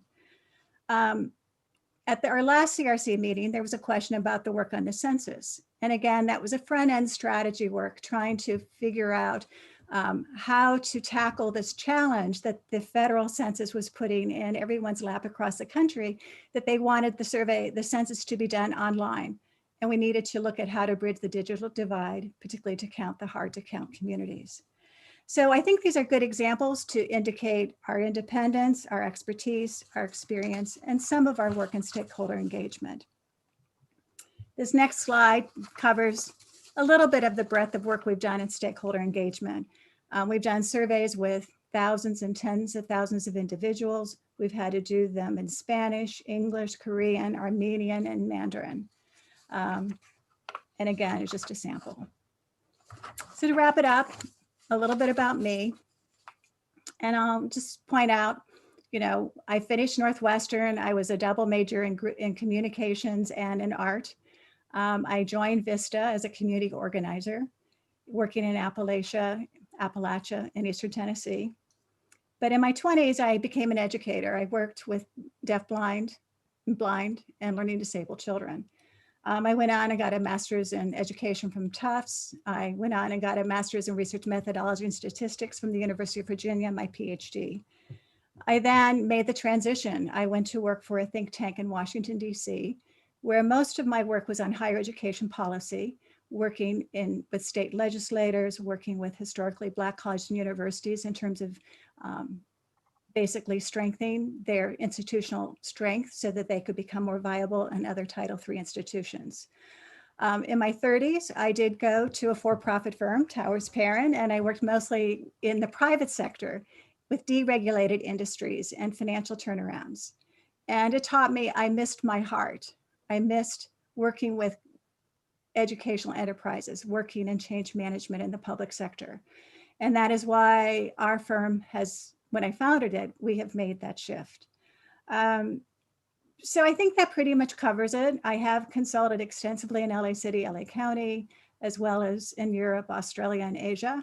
I am on the faculty. I'm an associate adjunct faculty member at the University of Southern California. At the graduate level, I teach public policy formulation implementation and their master's thesis program.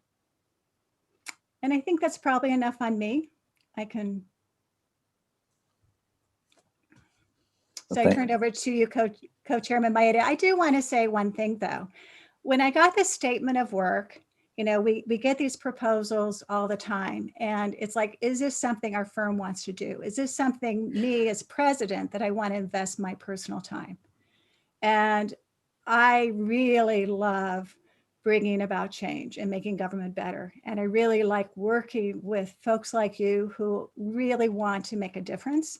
And I felt this was something that I could help you to leave a legacy of a better way of doing redistricting going forward.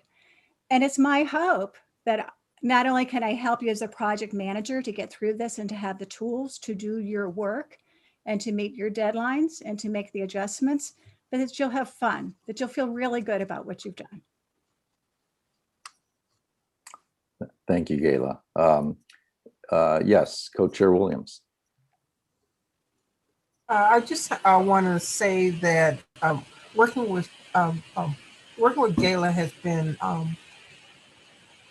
let me just say, stepping into this role as a commissioner in redistricting, some of the things I appreciate is her knowledge of the county system, her experience. She's not only proactive, she responds quickly. She anticipates our needs. We have hit the ground running because of Gayla and working along with Holly. So as a co-chair, I really appreciate the knowledge that she brings and being able to work within the county system, knowing how burdensome and how, what a pain that can be. She does it like seamlessly. So as a co-chair, I appreciate what she brings to our commission because it keeps us moving. We're not tied up into the little details. She takes care of it and she's on it. I mean, we don't even have to ask before she's already responded with something. So from a co-chair perspective, I just want to say I appreciate what she brings. And I do understand the questions that are there. How was she selected? I think it's the kind of thing that we need to know as a commission. We need to understand her background. And also, hopefully, this is something that once we've answered the questions, we can continue our work as a commission. Thank you. Commissioner Sridharan. Thanks. I second everything Commissioner Williams said. I wanted to just add, I think part of what's tricky about this process is it's a little bit of a chicken and egg process, right? So someone has to manage the reins to actually get the commission seated before the commission. So if you don't have an executive director, if you don't have independent counsel, if you don't have kind of those basic pieces in place, the commission never really gets seated, right? So I think that's just kind of, as perplexing as it seems at first blush that you have a commission with a director that the commission did not necessarily select. I think that's part of the inevitable part of the chicken and egg part of this process. The other piece of it I will say is my guess is, I think when you think about all the things involved with redistricting, it's a fairly narrow universe of people who actually have kind of the breadth of knowledge of how the county works, the impact of boundaries, and the many, many factors that we have to consider in getting the districts drawn, right? Which includes this complexity of public outreach and doing that well, which I think anyone with census background has some good training for, as many of our advocates and members of the public have said thus far. It's a small universe of people who kind of have all of these little pieces that end up formulating the overall concept of redistricting.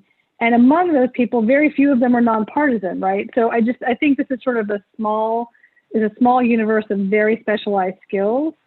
I too feel really well served by the team we've got. And, I'm excited to kind of get these questions answered and sort of get on with the work. Thank you.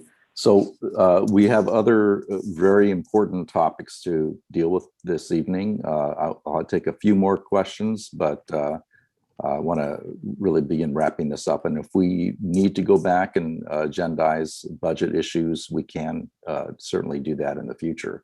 But I do want to, put a cap on this. So another 3 or 4 or 5 minutes at most. Commissioner Vento, did you have a comment? Yeah, I just wanted to, second, third, both Co-Chair Williams and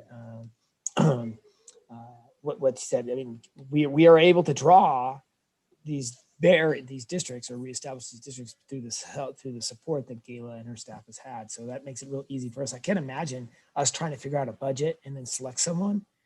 And we're just as volunteers. So I'm just really grateful for that for the staff. Thank you. Commissioner Holtzman. Okay, so this is not a performance review of KH, Gala, or anybody. And it's not an agenda item to hire her or ratify her hiring. A commenter we heard earlier, Julie Gomez, was concerned that that would be that. So I want to just, let her know if she's watching. But she had a concern at our first meeting, and I want to share that with you. And I want to answer, she was one of the public commenters at our first meeting. So the final 6 commissioners may not have seen this. She has a concern about our hiring practices and what have you. And I want to get an answer on how we might be able to respect her concern. So here's my screen, and here's the,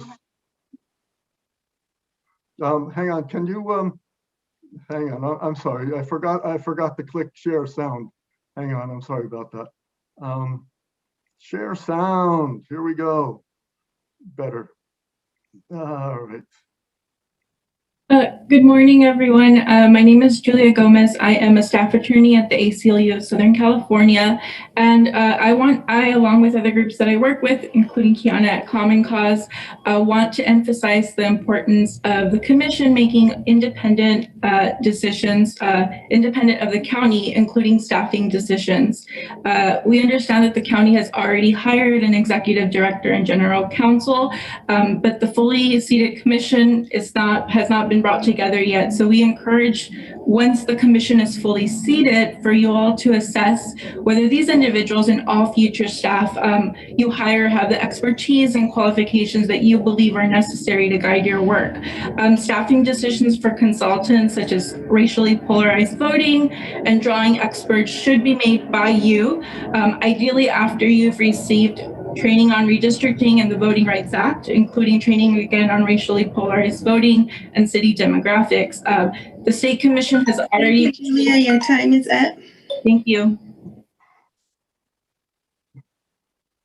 Okay, there you have it. So anyway, that's just a concern I've had since the beginning in response to the public commenter. And if Ms. Lingat or Ms. Hartso have any responses to that, I would appreciate it. Commissioner, I'm not sure that there's a question there, but as far as has been already indicated, we did need to get someone on board to help facilitate and begin the work of the commission. And within that budget is the ability for the commissioners to consider your technical and administrative needs going forward. So that is within the scope to do that. Thank you. Commissioner Cyrus Sokol. I just wanted Gayla to clarify. Gayla, did I understand correctly that future contracts will come, or at least bids will come through you, and that however at the moment we're limited to those consultants that have been pre-approved by the county, or are we okay to go broad on future consultants? So let me give you an example, and I don't mean to fast forward what the demography group's going to be doing, but the demography group, I've been working with Priya to sort of come up with a statement of work as a draft for the ad hoc working group to look at of what you would need in terms of your resources. I have been getting resumes from demographers who've expressed an interest. But that's a really good example where your working group needs to look at the statement of work, they need to look at the talent, they need to spread the net out to others outside that have not submitted their hats, and then come up with a process of how they will screen the demographers, look at what their costs are, have criteria to evaluate them. They may decide to have all demographers come before the full commission. They may end up saying these are the 3 best, and have them present to you all to then decide on your demographer. Now, the advantage for you all is once you say, yes, we want that demographer, we can put together a contract and bring them on board to start working with you. The county procurement process can take months. And so there was a feeling that it could not be nimble enough. if you had to go through the standard county procurement. So the dollars that were in that gray area are what the county has allocated to KH Consulting Group that we can use. You need a subject matter expert. You need someone to present. Their honorarium's $1,000. Our firm, if you agree this is the speaker you want, will then pay them that $1,000 upon your approval. So it's to expedite it. You know, you decide, you know, when we do the public hearings, we get requests for translators, interpreters. We can, within 24 hours, get this firm on board to provide that service. Does that help answer your question? It does, yes. Okay, thank you very much, Lorraine and Gayla, for your presentations. If the commissioners feel that we need to revisit budget issues of one type or another, please let the co-chairs know and we'll consider agendizing it. But we do want to move on to other important matters for this meeting. Co-Chair Maeda, if I could, yes. Just as a technical matter, we should just see if there's any public comment on this item before we move on. Very good. Is there public comment, Ty? There are no public comments on this item. Thank you. Co-Chair Williams.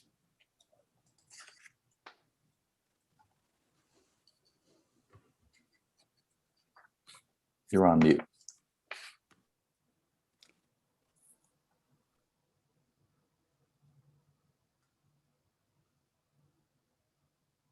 The next topic is actually with Commissioner Morales as well, presenting the public outreach plan. You're still on mute. I'm back. Okay, no, I lose the screen from time to time. I have some technical difficulties on my end.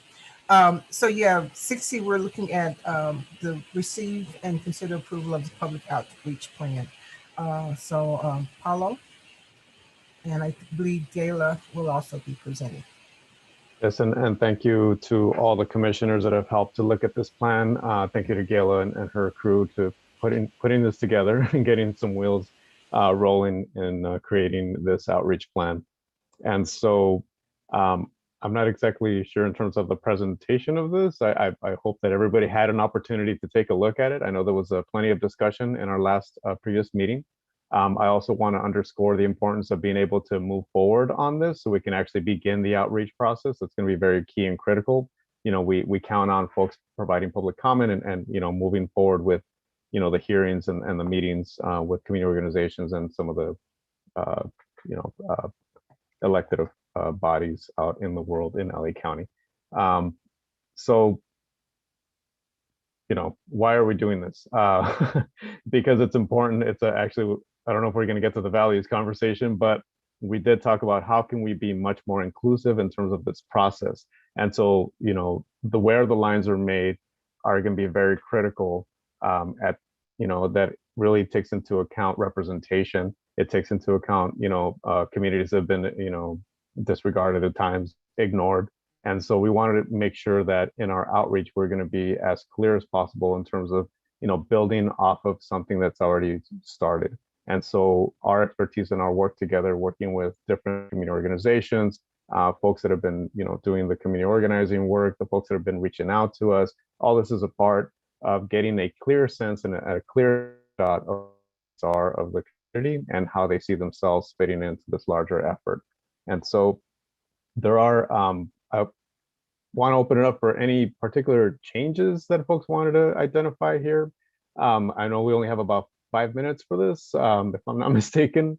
And so if there are any significant changes, you know, please, you know, if we can make those changes here or address them, and so we can quickly move into the next phase and begin our outreach efforts. I do want to point out that on page 22, we need to update the language to reflect the election code. I don't know if you can, you know, we don't have that in front of everybody, but it is, let me bring that up here. So the criteria for redistricting maps, the way that we had it prior to, needs to be reflective of the election code. So there's a slight differentiation in terms of on there that needs to be updated. So I just wanted to make sure that we flag that and folks saw that. Are you bringing up? Are you going to bring it up on the screen for us? Yeah, let me see if I could do that. Okay, I got a lot of stuff going on. Okay, all right, here we go. All right, can folks see my screen?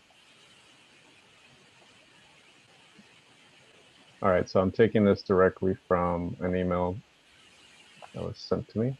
But so on page 22, this was brought to our attention. So we've been working in wordsmithing is the word of the day to try to put together the language that's going to be. I'm sorry to interrupt, but is there any way you can make it larger, Commissioner Morales? It's a very small text that is not legible. Oh, If I may, maybe I can just read it. Would that help? Go ahead. Or can you Okay. get it to 150? I find that works. Let me Basically what this is, there's one section on page 22 where we used language that Holly, as independent legal counsel, pointed out needed to be reflected. So it's going to be consistent as the criteria outlined on the website.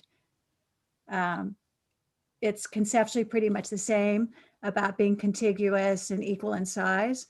But if you look at the criteria below it, it's exactly what LA County requirements are. So it's just each district should be reasonably equal in population, should comply with the Federal Voting Rights Act, be geographically contiguous, maintain the integrity of communities of interest, that kind of thing, be practical and not conflict with items 1 through 4 above. So it's just to make sure it's consistent with the same criteria that's not only in the website, but as independent legal counsel pointed out, would be consistent with the code. Thank you, Gayla. Yeah. Commissioner Stetcher, you have your hand up.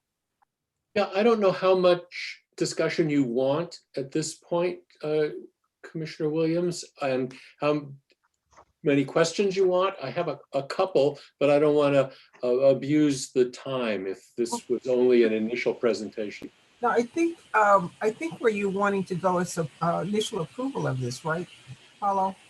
Because yes. they would like to get to work on this right away. So why don't we take some questions? So Commissioner Stetson. Well, my first question is about costs and activities. So this plan outlines a lot of outreach through thousands of community organizations. It seems fairly thorough, but it isn't clear at all which are the expensive parts of this and which are the inexpensive parts, and whether those we're overspending or underspending. So that's one of my questions. And then the second one is, it seems to me it's designed to drive everybody to the 7 meetings. Maybe I'm wrong about that, but that my quick look, that seemed to be the focus. And I'm not sure that's exactly right, that those 7 meetings need to be the focal point of formal engagement with the process. So what do you think about those? Yeah, so just to state, there's some preliminary kind of presentations about, the actual process for the redistricting and specifically tailored for community organizations. And so to get that involvement and understanding from folks is part of what we're trying to do. I think there's 2 of those sessions are happening early on, sometime in March, if we approve this in a timely fashion.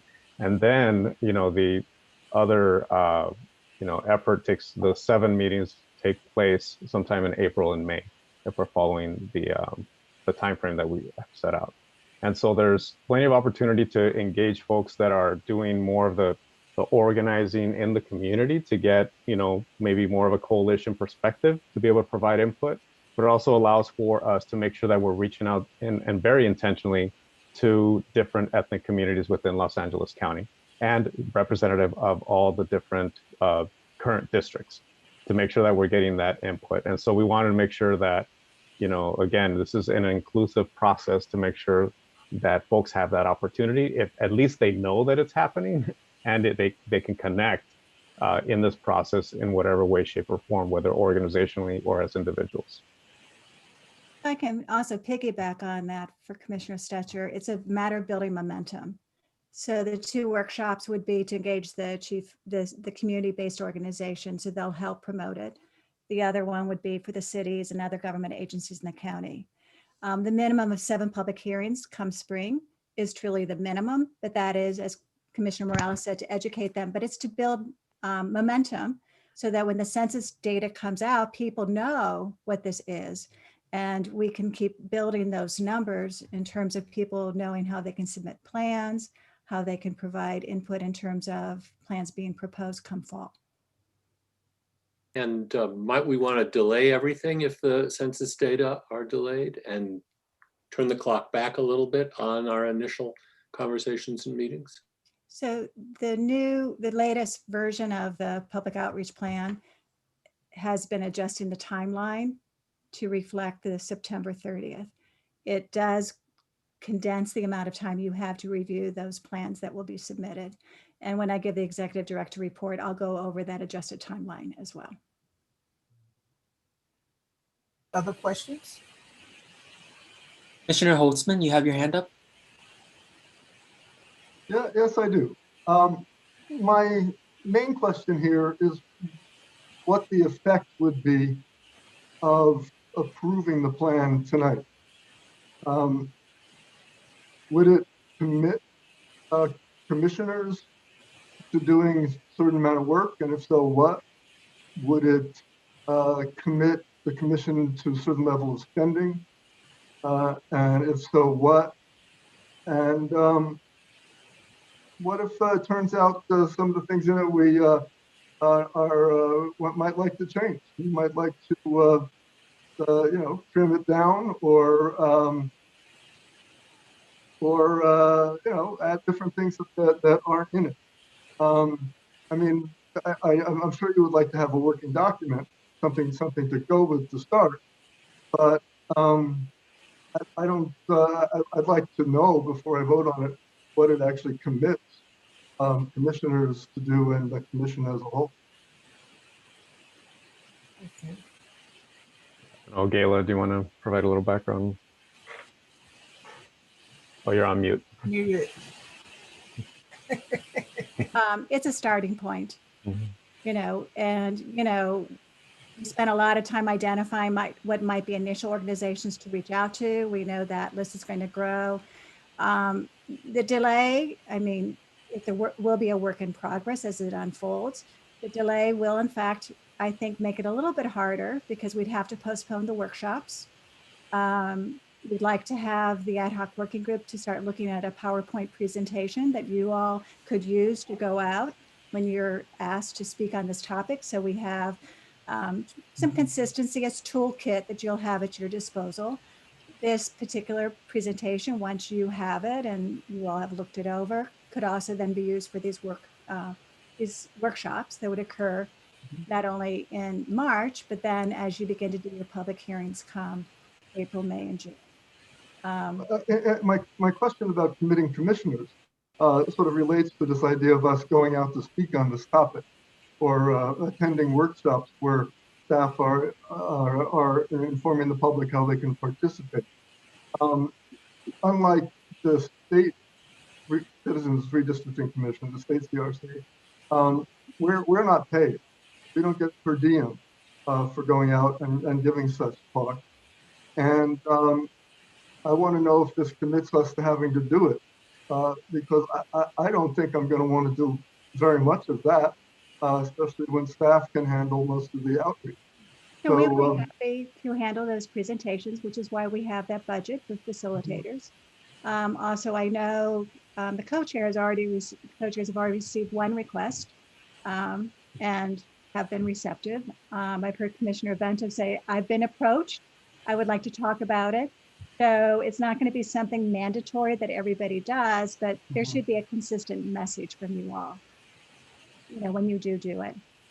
Right, and we will still continue to get updates from the outreach ad hoc group. I think it's looking for approval to get started, the overall plan, knowing that it is dynamic, as Dela has said, but just wanting to move ahead on it. And I'm one of the people who've gotten the request and accepted it from a group that I know. It's been moved to March. It's not Friday. It's going to be this Friday. But we're looking, as Gayla said, looking at putting together a presentation where it's basically something that we've approved, but it gives you an opportunity to not have to create a presentation when you go out there, but you'll be able to tailor it to the needs of the group that you're talking to. So that's where we're looking at moving. That's the thing that I'm working on. And I was asked, I didn't have a problem with saying yes, because it's a group that I'm involved with. Okay, so when you're implementing this plan, another question is, first of all, if you'll consider what I think is a very comprehensive report that was prepared by Professor Rafe Sonnenschein for the League of Women Voters about the 2011. It talked about a lot of the pitfalls that were involved with the outreach effort, and basically the fire hose of data that came back as a result of public comments and things like that. So please consider, even if you're not going to formally put it in now, would you consider, I have to phrase it in the form of a question, would you consider hiring someone as recommended in the League of Women Voters report to manage the intake and synthesize and organize the public comments as they come in to help the commissioners deal with so much information? Mr. Holzman, if I may, please forward that report. I'd be happy to read it. I'm already working with the county, with Ty, so we can develop such a database. Okay, I'll forward it to one you. reason why the website is still a work in progress, because we know once we start doing the hard launch, you may get many, many public comments. And the way the database is being designed is a person would enter for this meeting, this is the item, the background information, and then what topic they want to talk about. And we can then generate Excel spreadsheets for you and help you do sorts so you'd have it in a more manageable way. Yeah, so when I worked for the state, right now. When I worked for the state, my job, one of my big jobs was to synthesize and respond to public comments, to sort the comments of the similar ones are all grouped together. So that sort of work would be good. So the report is how I learned that the commissioners in 2010, the 2010 commission, some of them, they made up to about $80,000. We're going to be getting nothing like that. Nothing at all. So I think that's one reason why they were motivated to get their per diem. Okay, but thank you. Are there any other commissioners with any questions or comments on the report? Commissioner Franklin, you have your hand up, and then Commissioner Stetcher. Okay. Yes, it was my understanding, and I was hoping, I believe the same as Commissioner Morales, that the plan be approved, the outreach plan be approved, because keeping in mind that we're on a tight timeline and that we're scheduled to do workshops in March. And that's when is March? Starting next week? March and April. And there are a few community coalitions that have been involved quite heavily. We've gotten some public written comments so far, Common Cause, Community Coalition, and so forth. But there are a wealth of numbers of our organizations and faith-based organizations, churches, religious organizations that have no idea about redistricting and the importance of every individual's voice being heard, the immigrant community. So we have a lot of outreach that need to be done, and we need to get the word out. And also with other organizations, they would like to start a coalition as well so that they can get their comments and their interest involved as well. So it's my hope, the ad hoc committee has been meeting, have put together this wonderful plan. And so it can be adjusted. It is a live document, but the foundations are there. So we just need to get moving. And my concern is, like others, but for my community that have not been involved, have not been actually advocating and and they're making their voices heard, and that is the Black community. The vote has been, is being suppressed. The immigrant community, as far as census data and so forth, has tried to be suppressed. But we need to start working on this now. We can't hold off any longer. So it's my hope that we can move forward. Thank you, Commissioner Franklin. Commissioner Stetcher, then Commissioner Orpanella Segura, and Commissioner Saida Soto. Yes, thanks. I think we should approve this plan as some kind of an interim initial first document this evening. And I just want to make sure there will be opportunities to adjust it, and it doesn't commit us to spend all of our money in a particular way. We've had 2 or 3 people comment that 7 outreach meetings is insufficient. And I want to be able, after we've gone part of the way, to say, that's right, maybe we want 10, or maybe we want 15. So if a motion, if one of the co-chairs would suggest the form of a motion, I think I'd be happy to make it at this point to adopt what's been done, but allow us to continue to work on outreach as we need to.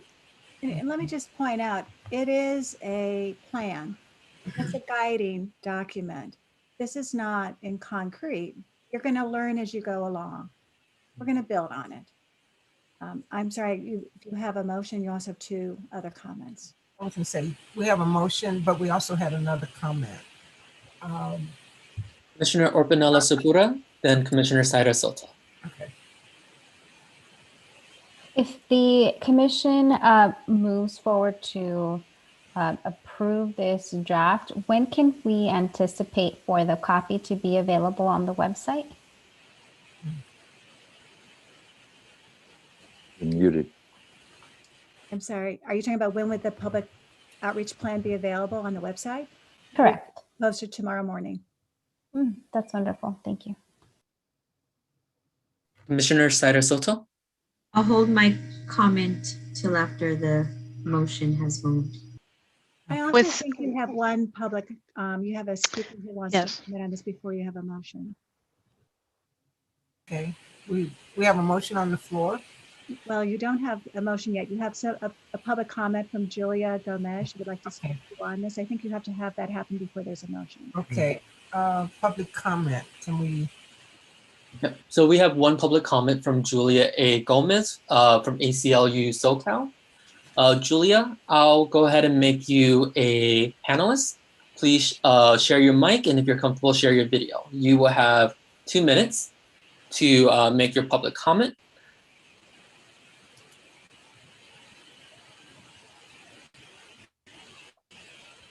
Good evening. So I just want to make a general comment, not specific to the outreach draft itself, but just generally. I wanted to elevate Chirla, the letter that Chirla sent along with other advocates regarding outreach to immigrant communities. We wanted to highlight the fact that state and federal law require the commission to ensure districts are reasonable, equal in total population, not just citizen voting age population. So for example, SB 958 refers to voting districts being equal in population, not equal in voters. Like the census, the redistricting process is meant to count everyone, children and adults, voters and non-voters, and citizens and non-citizens. Supervisors represent and must be responsive to the needs of all residents. And for this reason, it's important that any outreach conducted by the commission does outreach to immigrant populations in Los Angeles. As I mentioned, Chirla and other advocacy groups sent a letter yesterday highlighting the importance of creating an outreach plan and executing a plan that includes immigrant community members. And we urge the commissioners to review the letter if you haven't already, and to, as you're developing and tweaking the plan, to make sure that it aims to reach all communities in the county. Thank you. Thank you. There are no other public comment for this item. Oh, I'm sorry, one just came in. We have one more public comment from Kiana Asamanfar from California Common Cause. So Kiana, I will make you a panelist, and please share your mic, and if you're comfortable, share your video. You will have 2 minutes.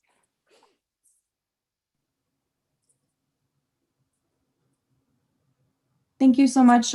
Just wanted to thank the commissioners and the staff for putting so much work into this public outreach plan.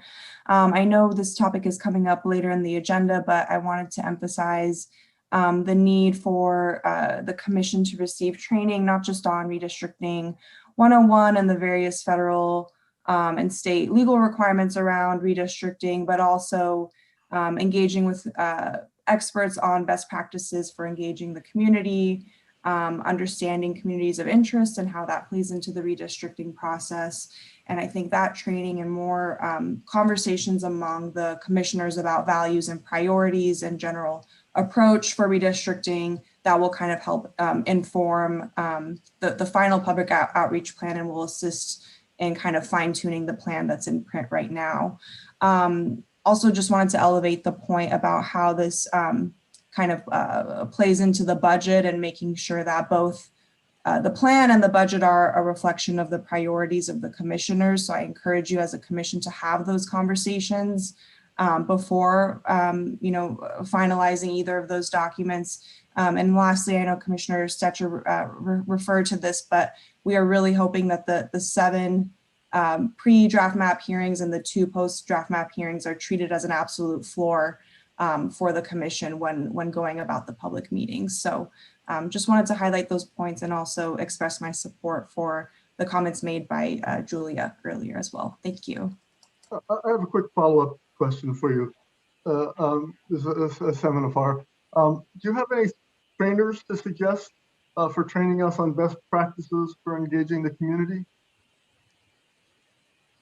Sorry, do I have speakers to suggest? Specific trainers to train us in, like you suggested, best practices for engaging. Yeah, absolutely. I have taken a look at the draft list of speakers, which I think is a great start, and I'd be happy to work with the ad hoc group to kind of build on that list. Okay, thanks. Thank you. Okay, we have another public comment from Erica Short from Strength-Based Community Change. Erica, I will make you a panelist. Please share your mic, and if you are comfortable, share your video. You have 2 minutes to make your public comment.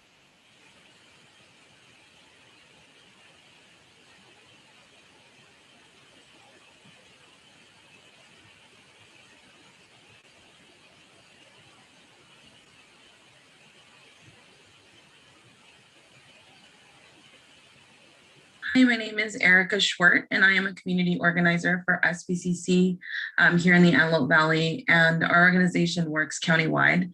During the census, we outreach throughout the county through different methods for the community directly working on projects to get the vote or the count up in the Antelope Valley specifically, especially the unincorporated areas. And we hope that your plan does include a lot of outreaching to those outlining communities that were definitely harder to get to during the census count. We have a big fear that the number for the census count is not going to be accurate of what the current population is because of a lot of the issues that happened during the pandemic. And we did work directly with the community. So we do want to participate in this nature. And we hope that the outreach plan does have agreeing with everyone else saying more than 7 meetings, and that it does include a lot of the minority communities or the communities on the fringe. Thank you.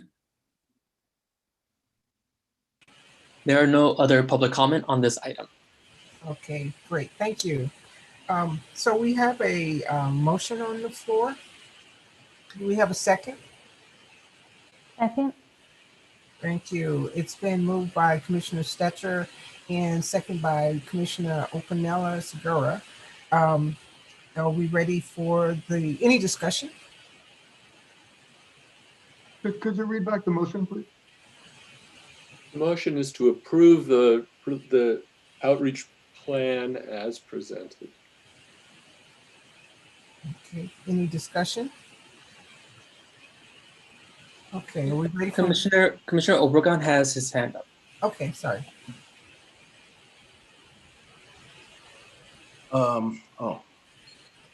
Unmuted. Yeah, okay, I'm sorry. When I think Commissioner Apollonio showed us the 5 bullets, was that what we were dealing with that had this next half-hour conversation? The 5 bullets and then the 5 suggested? Is that what we're voting on, or what is the motion that we're asked to vote on now? If I may, the motion is to adopt the plan, and that change would be made on page 22. So what is it, a 36-page plan? No, and that's exactly what I was speaking on.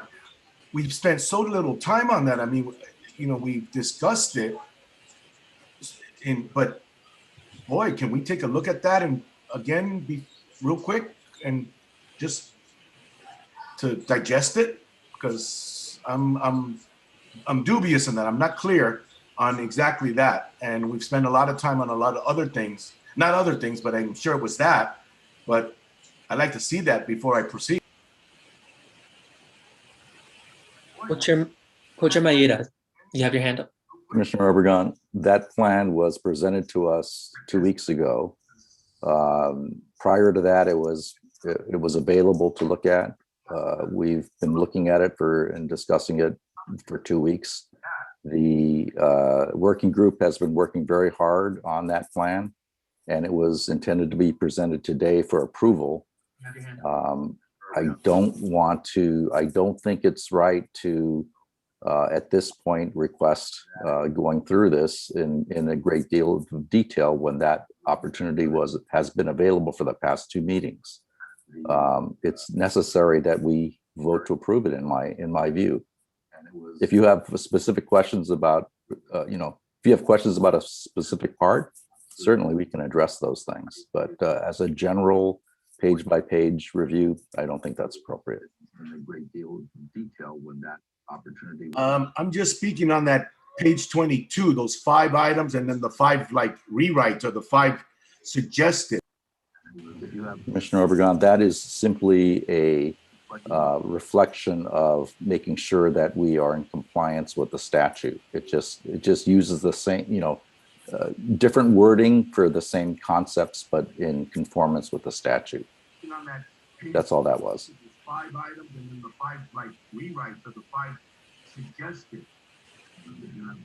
There's a weird echo going on. I'm not sure if anyone else is hearing it, but can we make sure everyone who is not speaking is muted?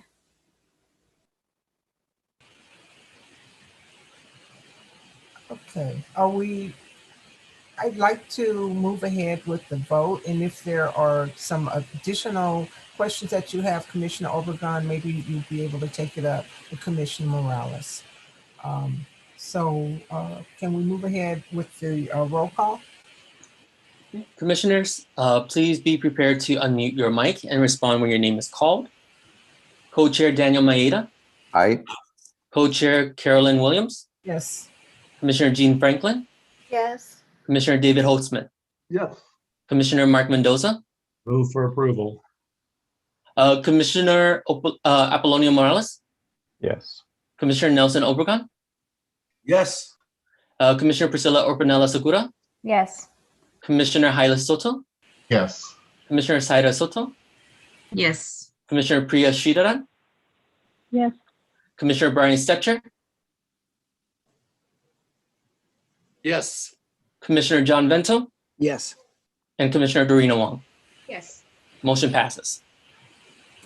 Okay, thank you. So I've already discussed the update on the requests and what's happening there. So we'll move on to 60 updates from the other ad hoc working groups. Co-Chair Williams, I believe Commissioner Saida Soto had her hand up. Oh, I'm sorry.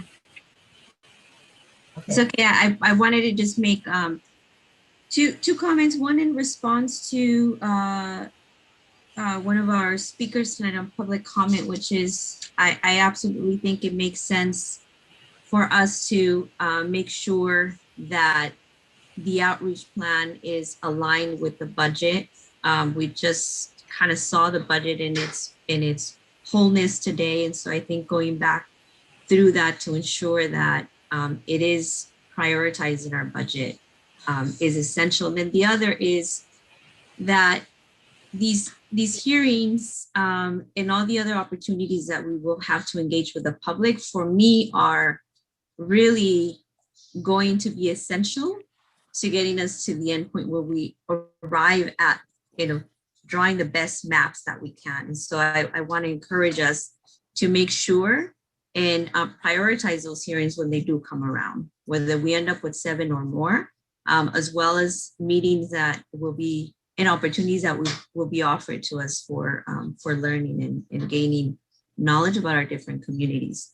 I think otherwise, to rely entirely on the chat or comments and questions is insufficient. So just wanted to share that with you all. Thank you. Okay, thank you. Commissioner Orpanela Segura, you have your hand up.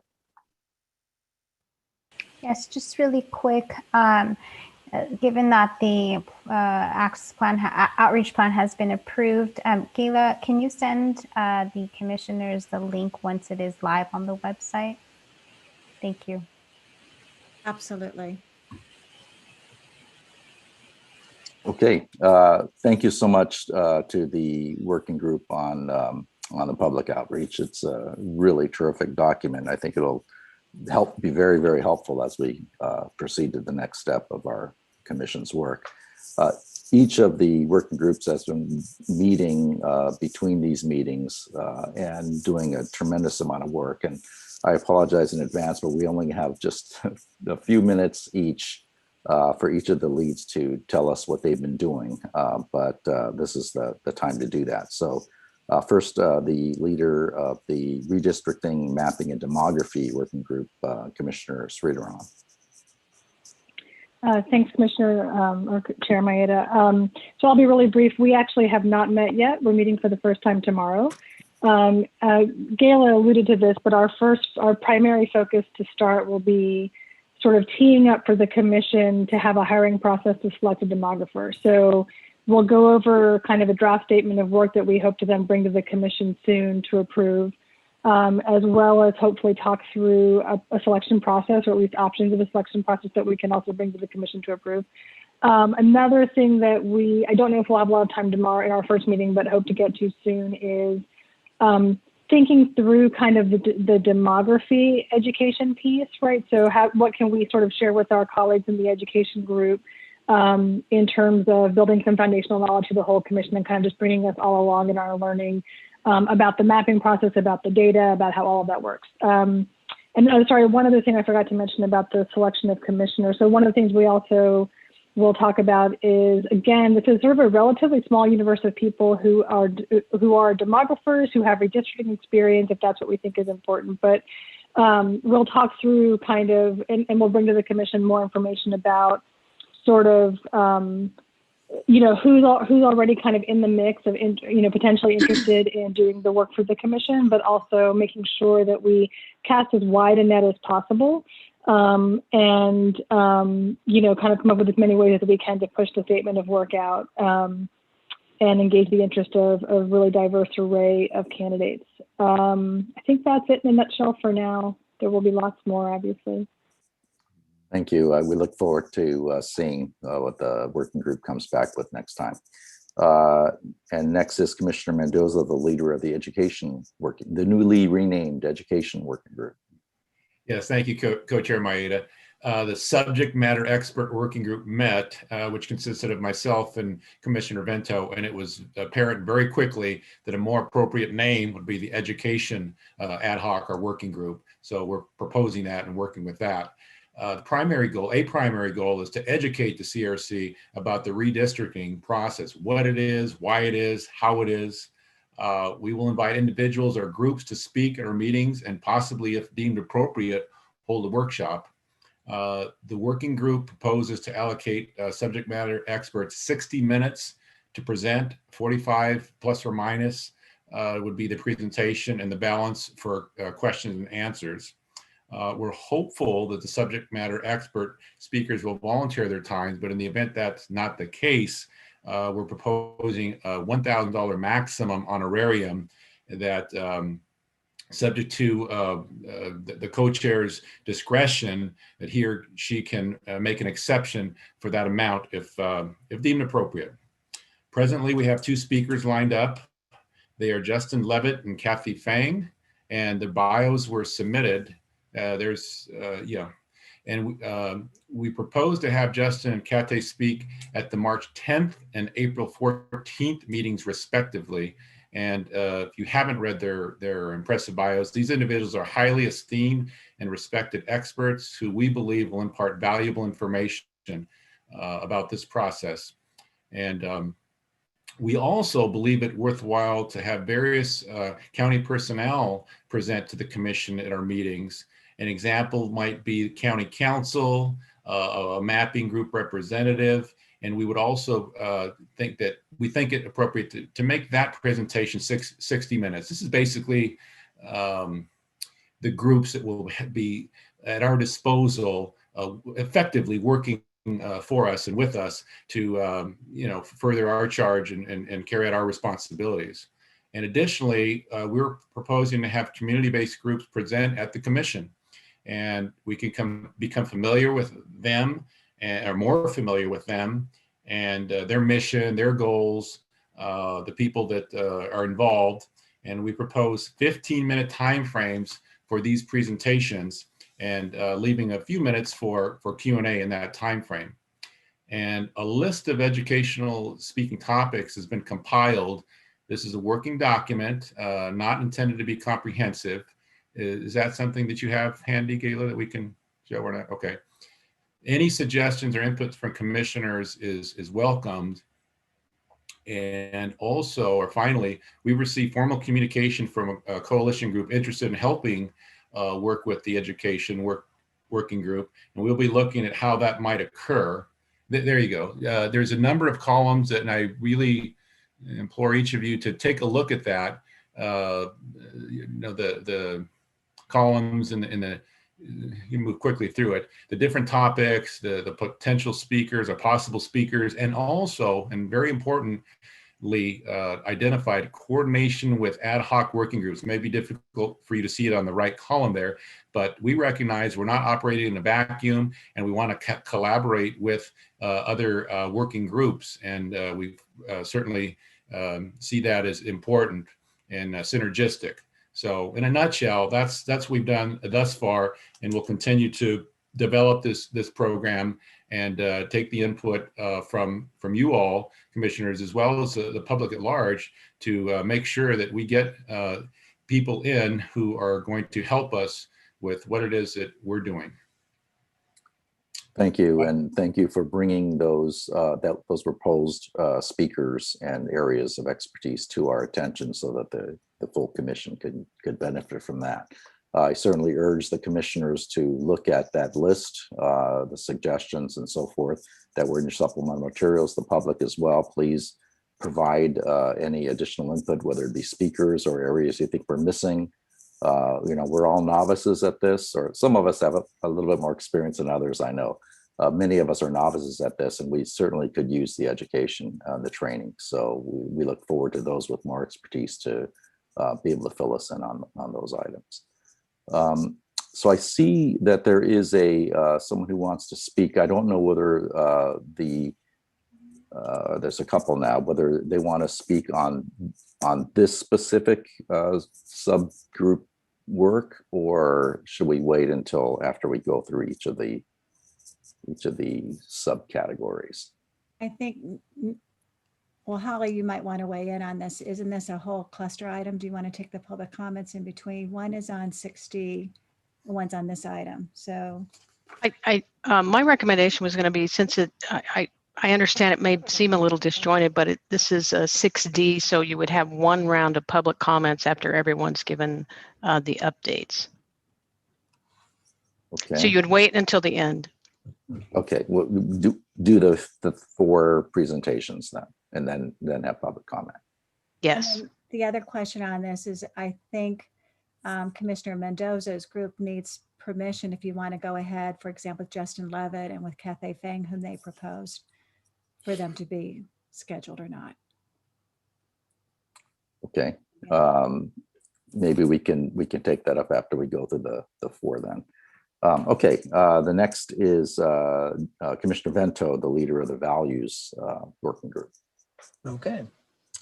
So everybody, we Commissioner Williams and Commissioner Morales and Commissioner Mendoza met with Gala last Monday, and we came up with 5 values specifically, and we did some editing. I'm really grateful for their help and support.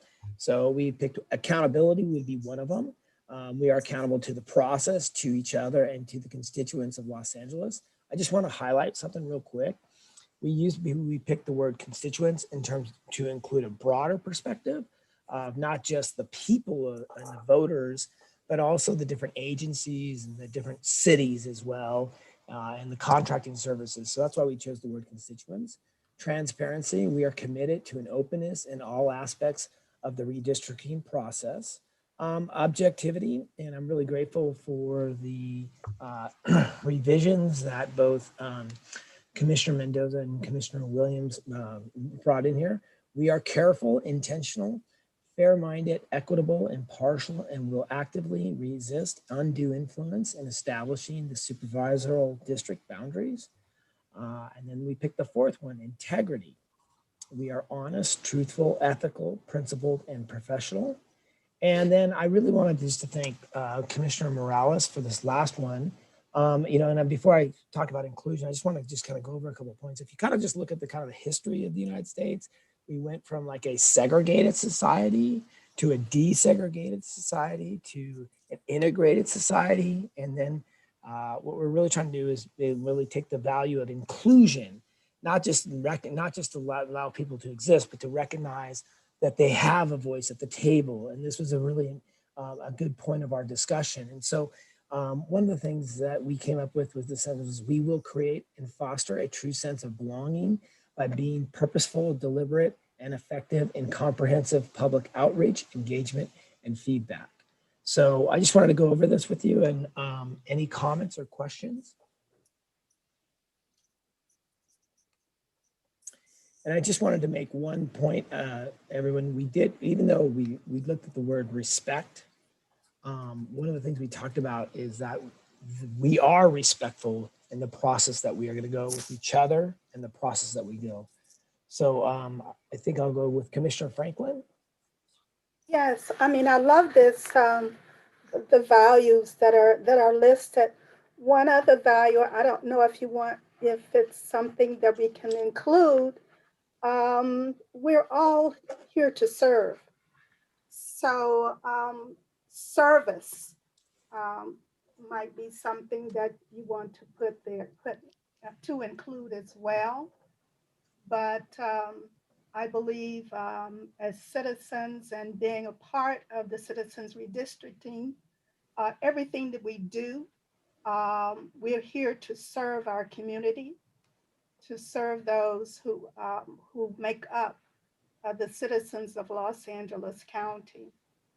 So that attitude or that mindset of being of service might be something you want to include as well. Okay. Thank you. Yeah, we can definitely look at that. I can play around with that. Thank you. Commissioner Holtzman. Oh, sorry. I'm sorry. Sorry.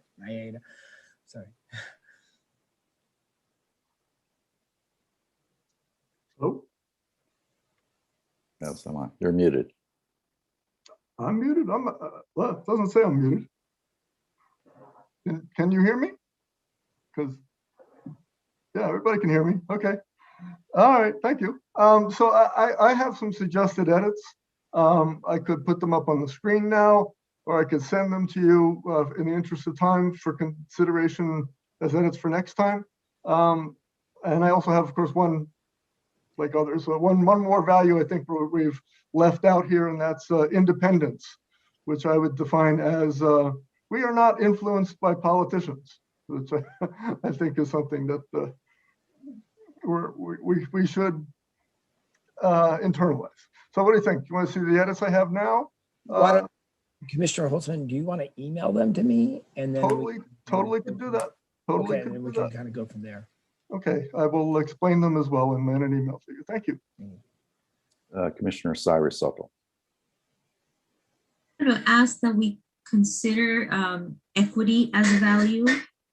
It is, I think, principal to our outreach plan. It is principal to ensuring that those with the least access, those hardest to reach, are given more resources.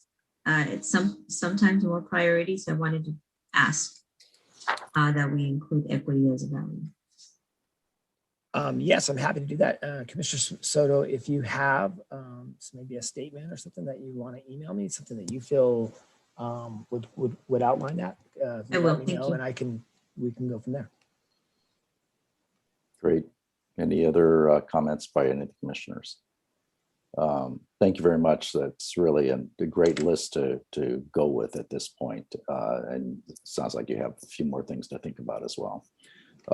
The last working group is the legislature and updates on other redistricting commissions with Commissioner Holtzman. I will mention, though, that regarding the proposed letter for legislation, I know we've had a public comment, written comment already received on that. I do think it's something that I don't want to spend you could feel free to introduce the concept. Certainly it's something that we should be considering, but I don't want to spend a whole bunch of time on trying to get approval for that, given that there's a lot more to think about, I think, along those lines. But yes, Mr. Maeda, I totally agree. Okay, so please take a few minutes. Please take a few minutes to update us on. Okay, yes, this work group has an awkward name right now, but in an email that the chair used a much better name, and I'm hoping we'll get renamed. So we're observing other commissions. I did send out for publication, I think you saw it, a summary of my observations of 2 meetings of the San Diego Commission.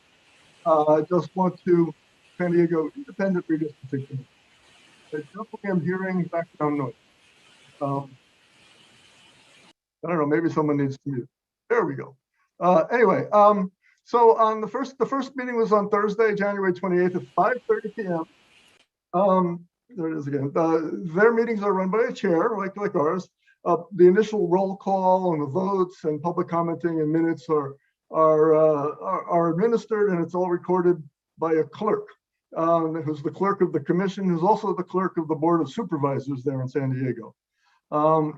Beginning at this meeting, they started using a randomizer to change the roll call order for each roll call vote. I guess they thought that would keep people on their toes and make it more fair.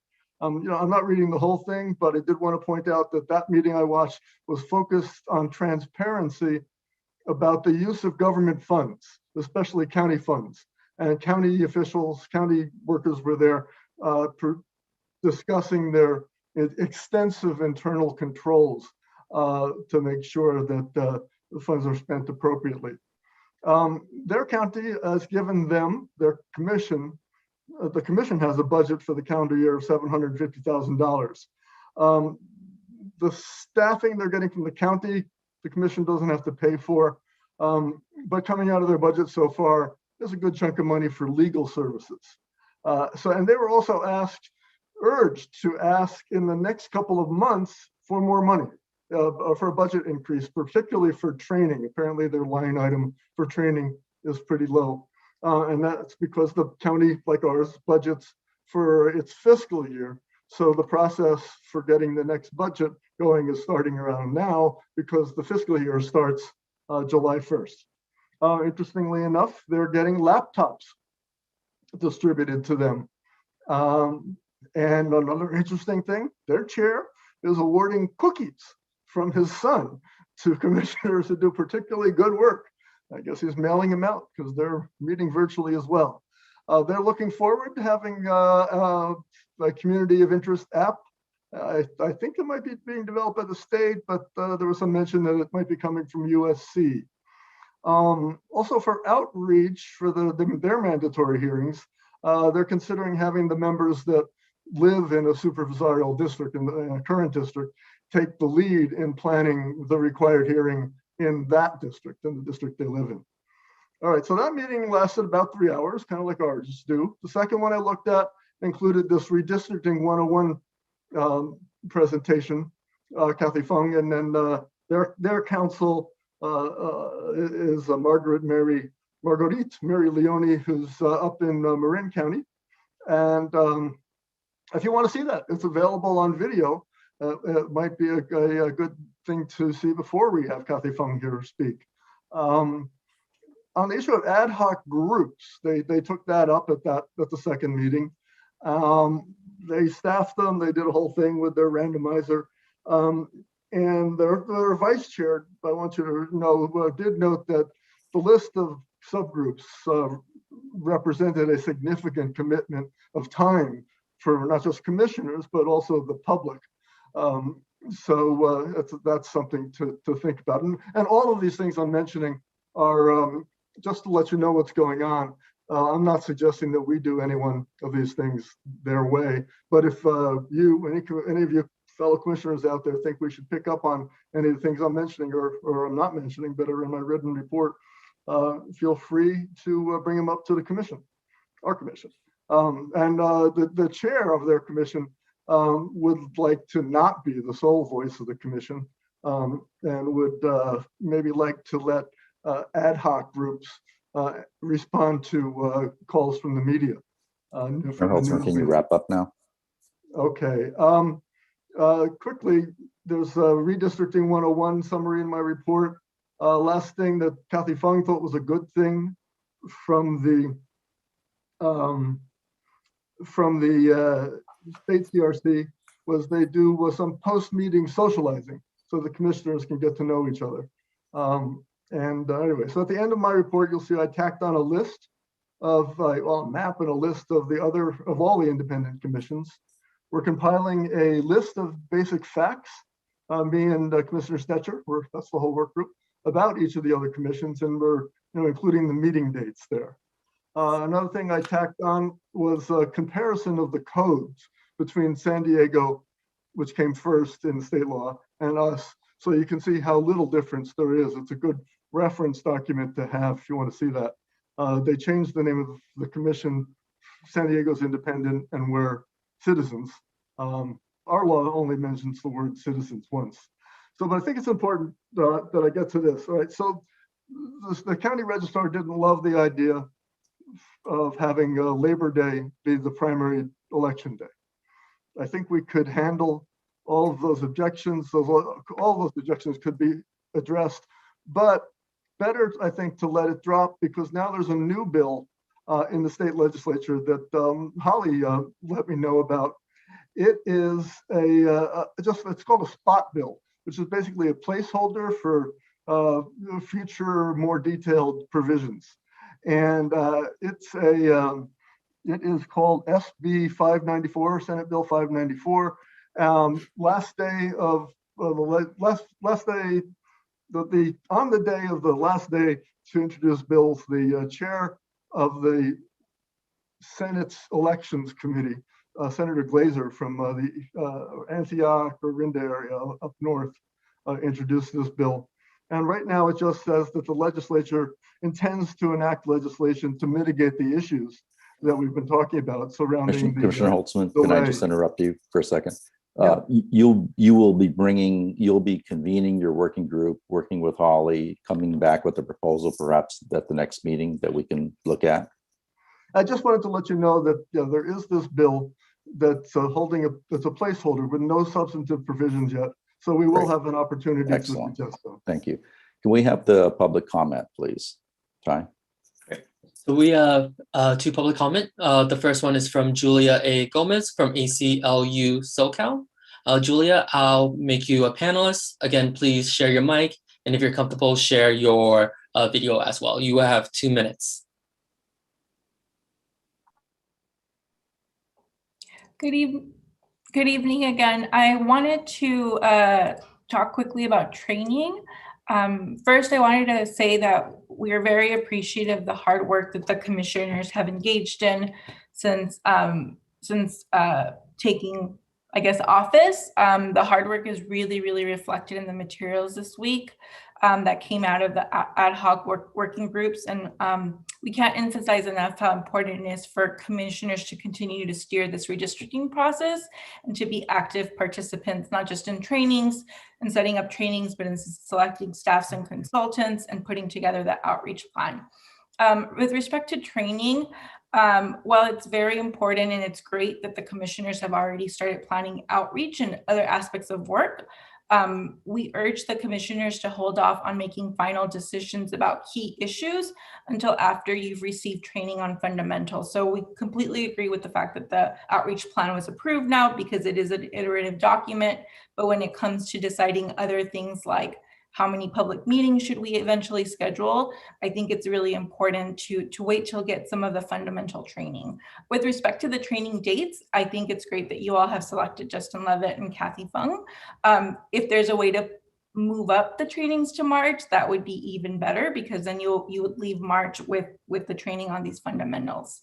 And related to that comment, we think that the commission should set up a very aggressive training calendar so that they can start making decisions about key issues. And then finally, I wasn't sure where to make this comment.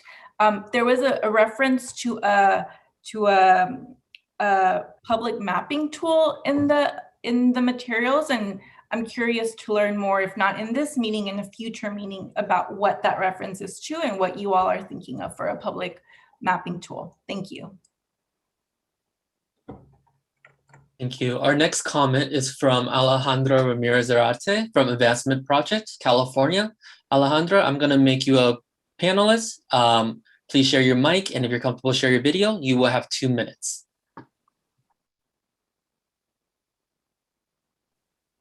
Good evening again, Alejandra with the Advancement Project California. I wanted to reiterate comments made by Julia Gomez. We'd really urge the commissioners to set an aggressive training calendar. And the reason for that, and to start receiving trainings as soon as possible, the reason for that is we'd like for you all to be prepared before you start doing your outreach to the public. With the delayed release of census data, you have that additional time to receive that training. And as Commissioner Franklin actually noted, there are many community and faith groups who will be working together to engage their communities on redistricting. As you also begin to engage communities yourselves, we hope that you've gone through the bulk of the training yourselves in order to be knowledgeable on some of these issues, and that you'll be prepared enough to start receiving input from communities right away as soon as the hearings begin. And lastly, I would like to thank Commissioner Zaida Soto on the suggestion to add equity as a value of this redistricting commission. Our grassroots-led redistricting coalition, the People's Bloc, it is a multiracial equity-focused coalition, appreciates elevating the needs of our high-needs communities throughout the county. So thank you, Commissioner Zaida Soto, and thank you all. Thank you. We have no other public comment on this item. Great. So commissioners, I think of these items, the only working group that brought something for our consideration that we should be approving or looking at approving is the education subgroup, which has proposed 2 experts to help training us, in the one for the next meeting and one for another meeting in April, I believe is the current schedule. Do we need a motion to approve this? Commissioner Mendoza has his hand up. Yes. Yeah, I was going to speak to exactly what you're saying, Chair Maeda. We were able to get commitments from these 2 speakers, and so the sooner we commit to them, they can set their schedule. And at our next meeting, to Julia Gomez's comment, our next meeting, we would have Mr. Levitt in attendance presenting, and then the thought was to have maybe one of the county representatives in between, because Kate wasn't able to make the next meeting, so her schedule, that's the first day that we could get her in April, so we're doing what we can.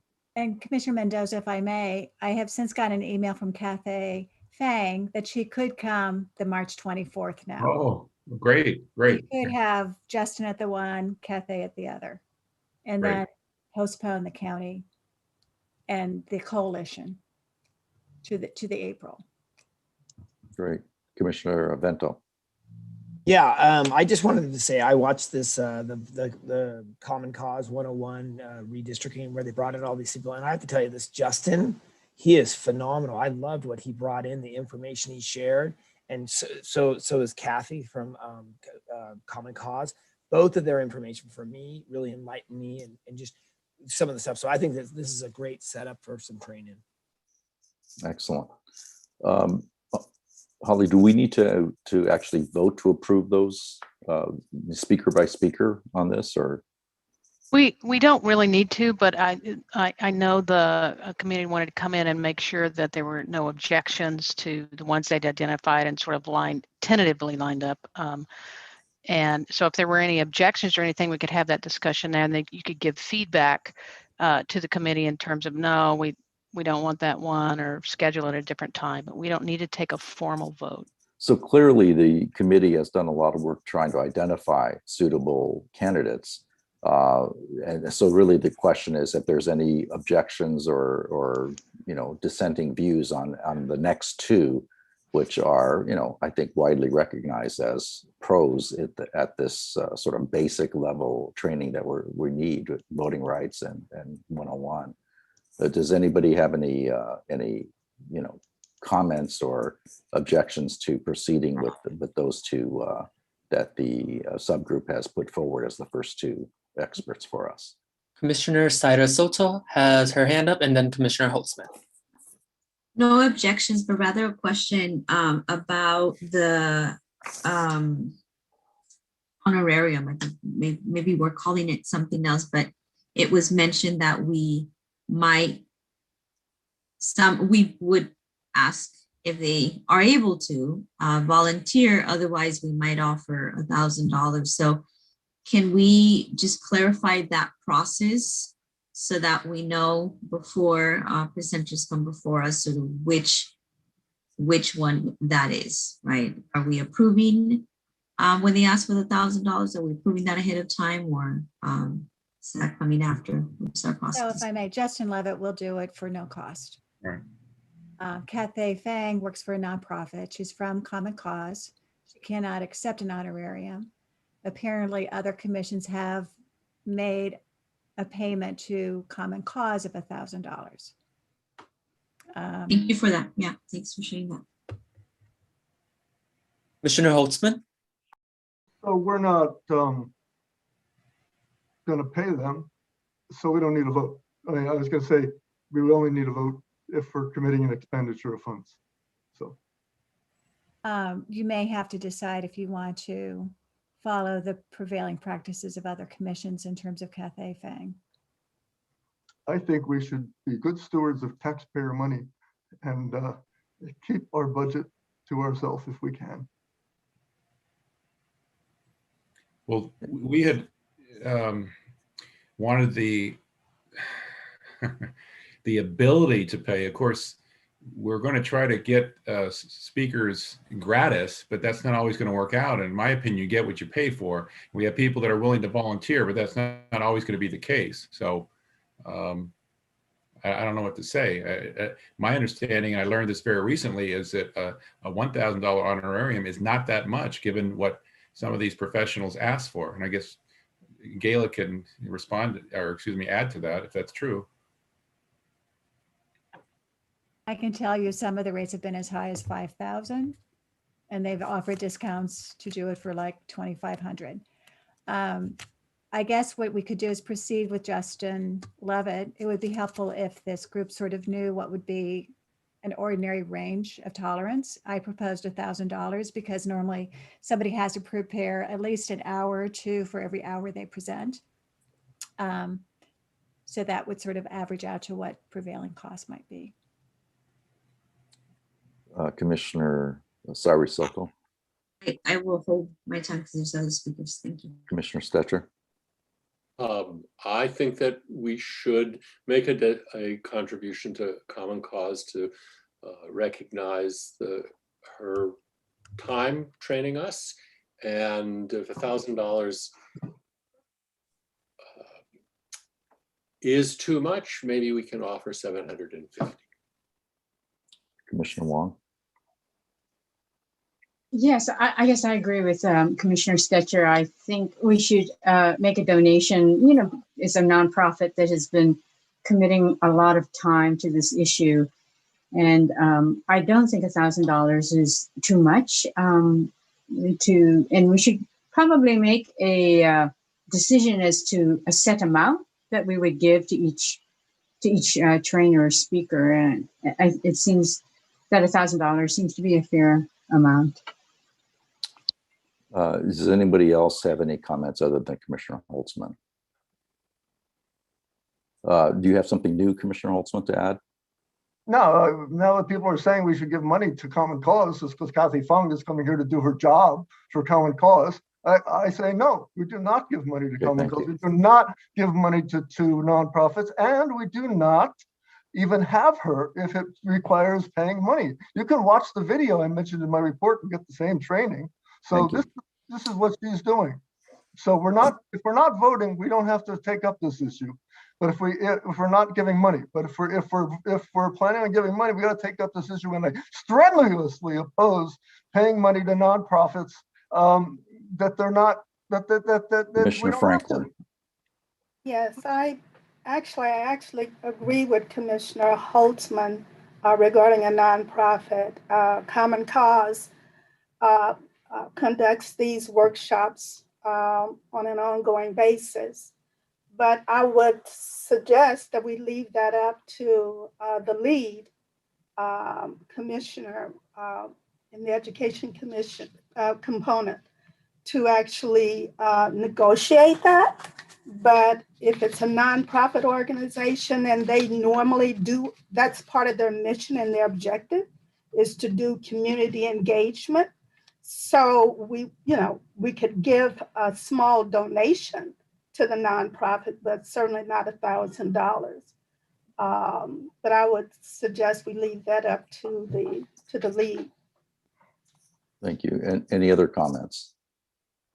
What I would suggest is that we proceed with Justin for next meeting.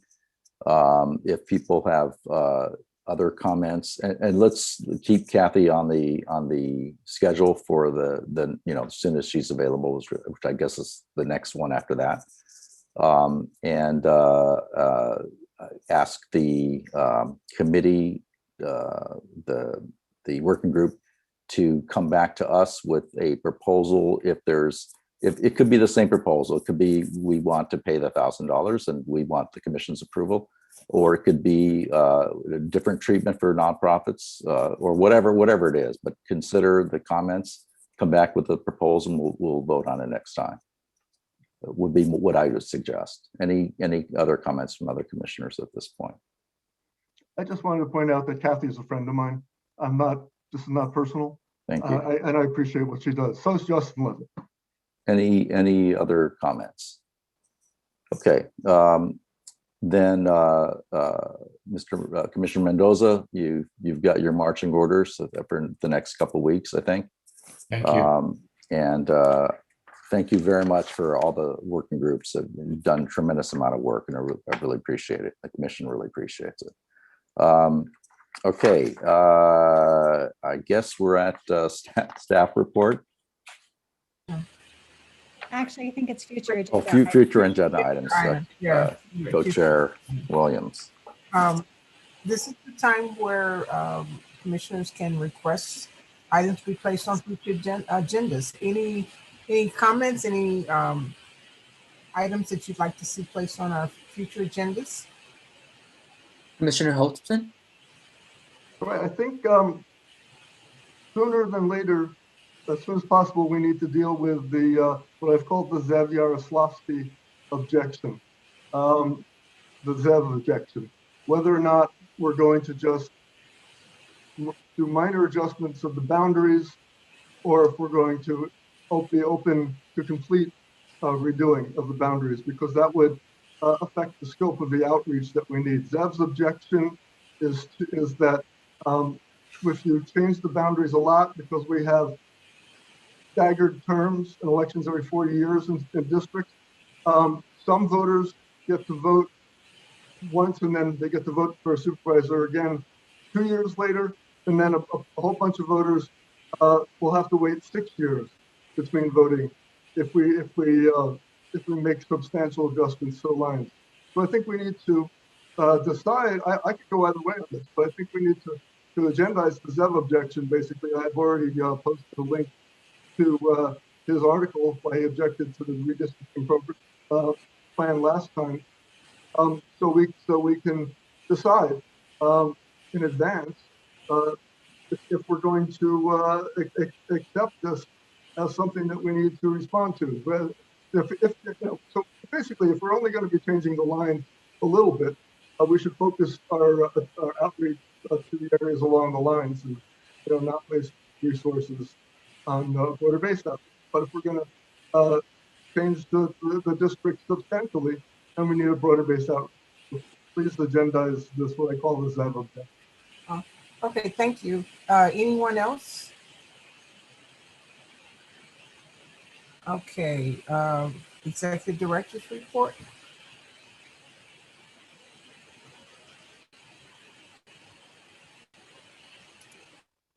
I will be brief so I can get you out. I just wanted to go over, now that the public outreach plan has been approved as a starting point, that the next thing is I will be proposing to work with the Ad Hoc Working Group on public outreach to plan these upcoming workshops with community-based organizations and then cities and the others, and put together a toolkit that you as commissioners could use. Once you all approve it, we can then have it translated into Spanish and other languages for use going forward. I also wanted you to know the schedule that we are following. As soon as the co-chairs approve the agenda, we are posting it on the website and letting the public know through GovDelivery that it is available. We are now up to about 1,800 people who've signed up for the notification. On the Friday before your Wednesday meeting, we need your information from your various groups of any supplemental materials you want posted. So please email them to me by noon, and I will work with Ty to make sure we get them all posted. We do have till 5 p.m. on Tuesday evenings for public comments, any written public comments that come in. And we then post that Wednesday morning of the day of your hearing, of your meeting. If you have any other further refinements, we would then, or supplemental materials, we would then post it as well to alert through GovDelivery. What we don't want to do is overdo our welcome. So this is 3 alerts to the public: agenda posting, supplemental materials, and then the Wednesday morning. So again, that's the time frame we're using. I do think we need to update the calendar on the website because of the census data change to September 30th. So this is what I'm proposing in terms of the content. We are right now sort of in February, March, April. That does give you a little bit more time to not only approve, take the plan, begin to initiate the plan, do the 2 outreach workshops, but to really go through the educational process on your part. April, May, June, your education would continue. The public outreach would continue. The 7 public hearings at a minimum would occur. And then we move into September, October, and that's when you get the census data. And I can go through as we get, when we have more time, what are going to be all the details that have to happen once you get the official data. What we can talk about is maybe having people working with the mapping tool prior to September 30th and using some of the data uploads from the American Community Survey so they're familiar with it, but no official maps can be considered until the official Census 2020 data are in. That does move a lot of work if the deadline does not change for your review of the submitted public plans, you developing your proposed maps, having 2 public hearings on them, posting them for 7 days, and then adopting them by December 15th. But I would like to post this adjustment to these dates on the website, just because it's more accurate in terms of where we're at now. And I don't know if this requires a vote or if I'm just letting you know that I'm making this update because of the census. Commissioner Stetcher, you have your hand up? Yes, thank you. I think it's fine to modify this as a first step by indicating when the census data are likely to be available. But I don't think it's a good plan to actually follow these dates, leaving July, August, September essentially fallow, that it isn't the best use of all of that outreach to then have people sitting around, and that in the Actually, future July should we be on should. there, and I apologize. You're correct. July is on there. It should be part of the continuation of the public hearings. My apology.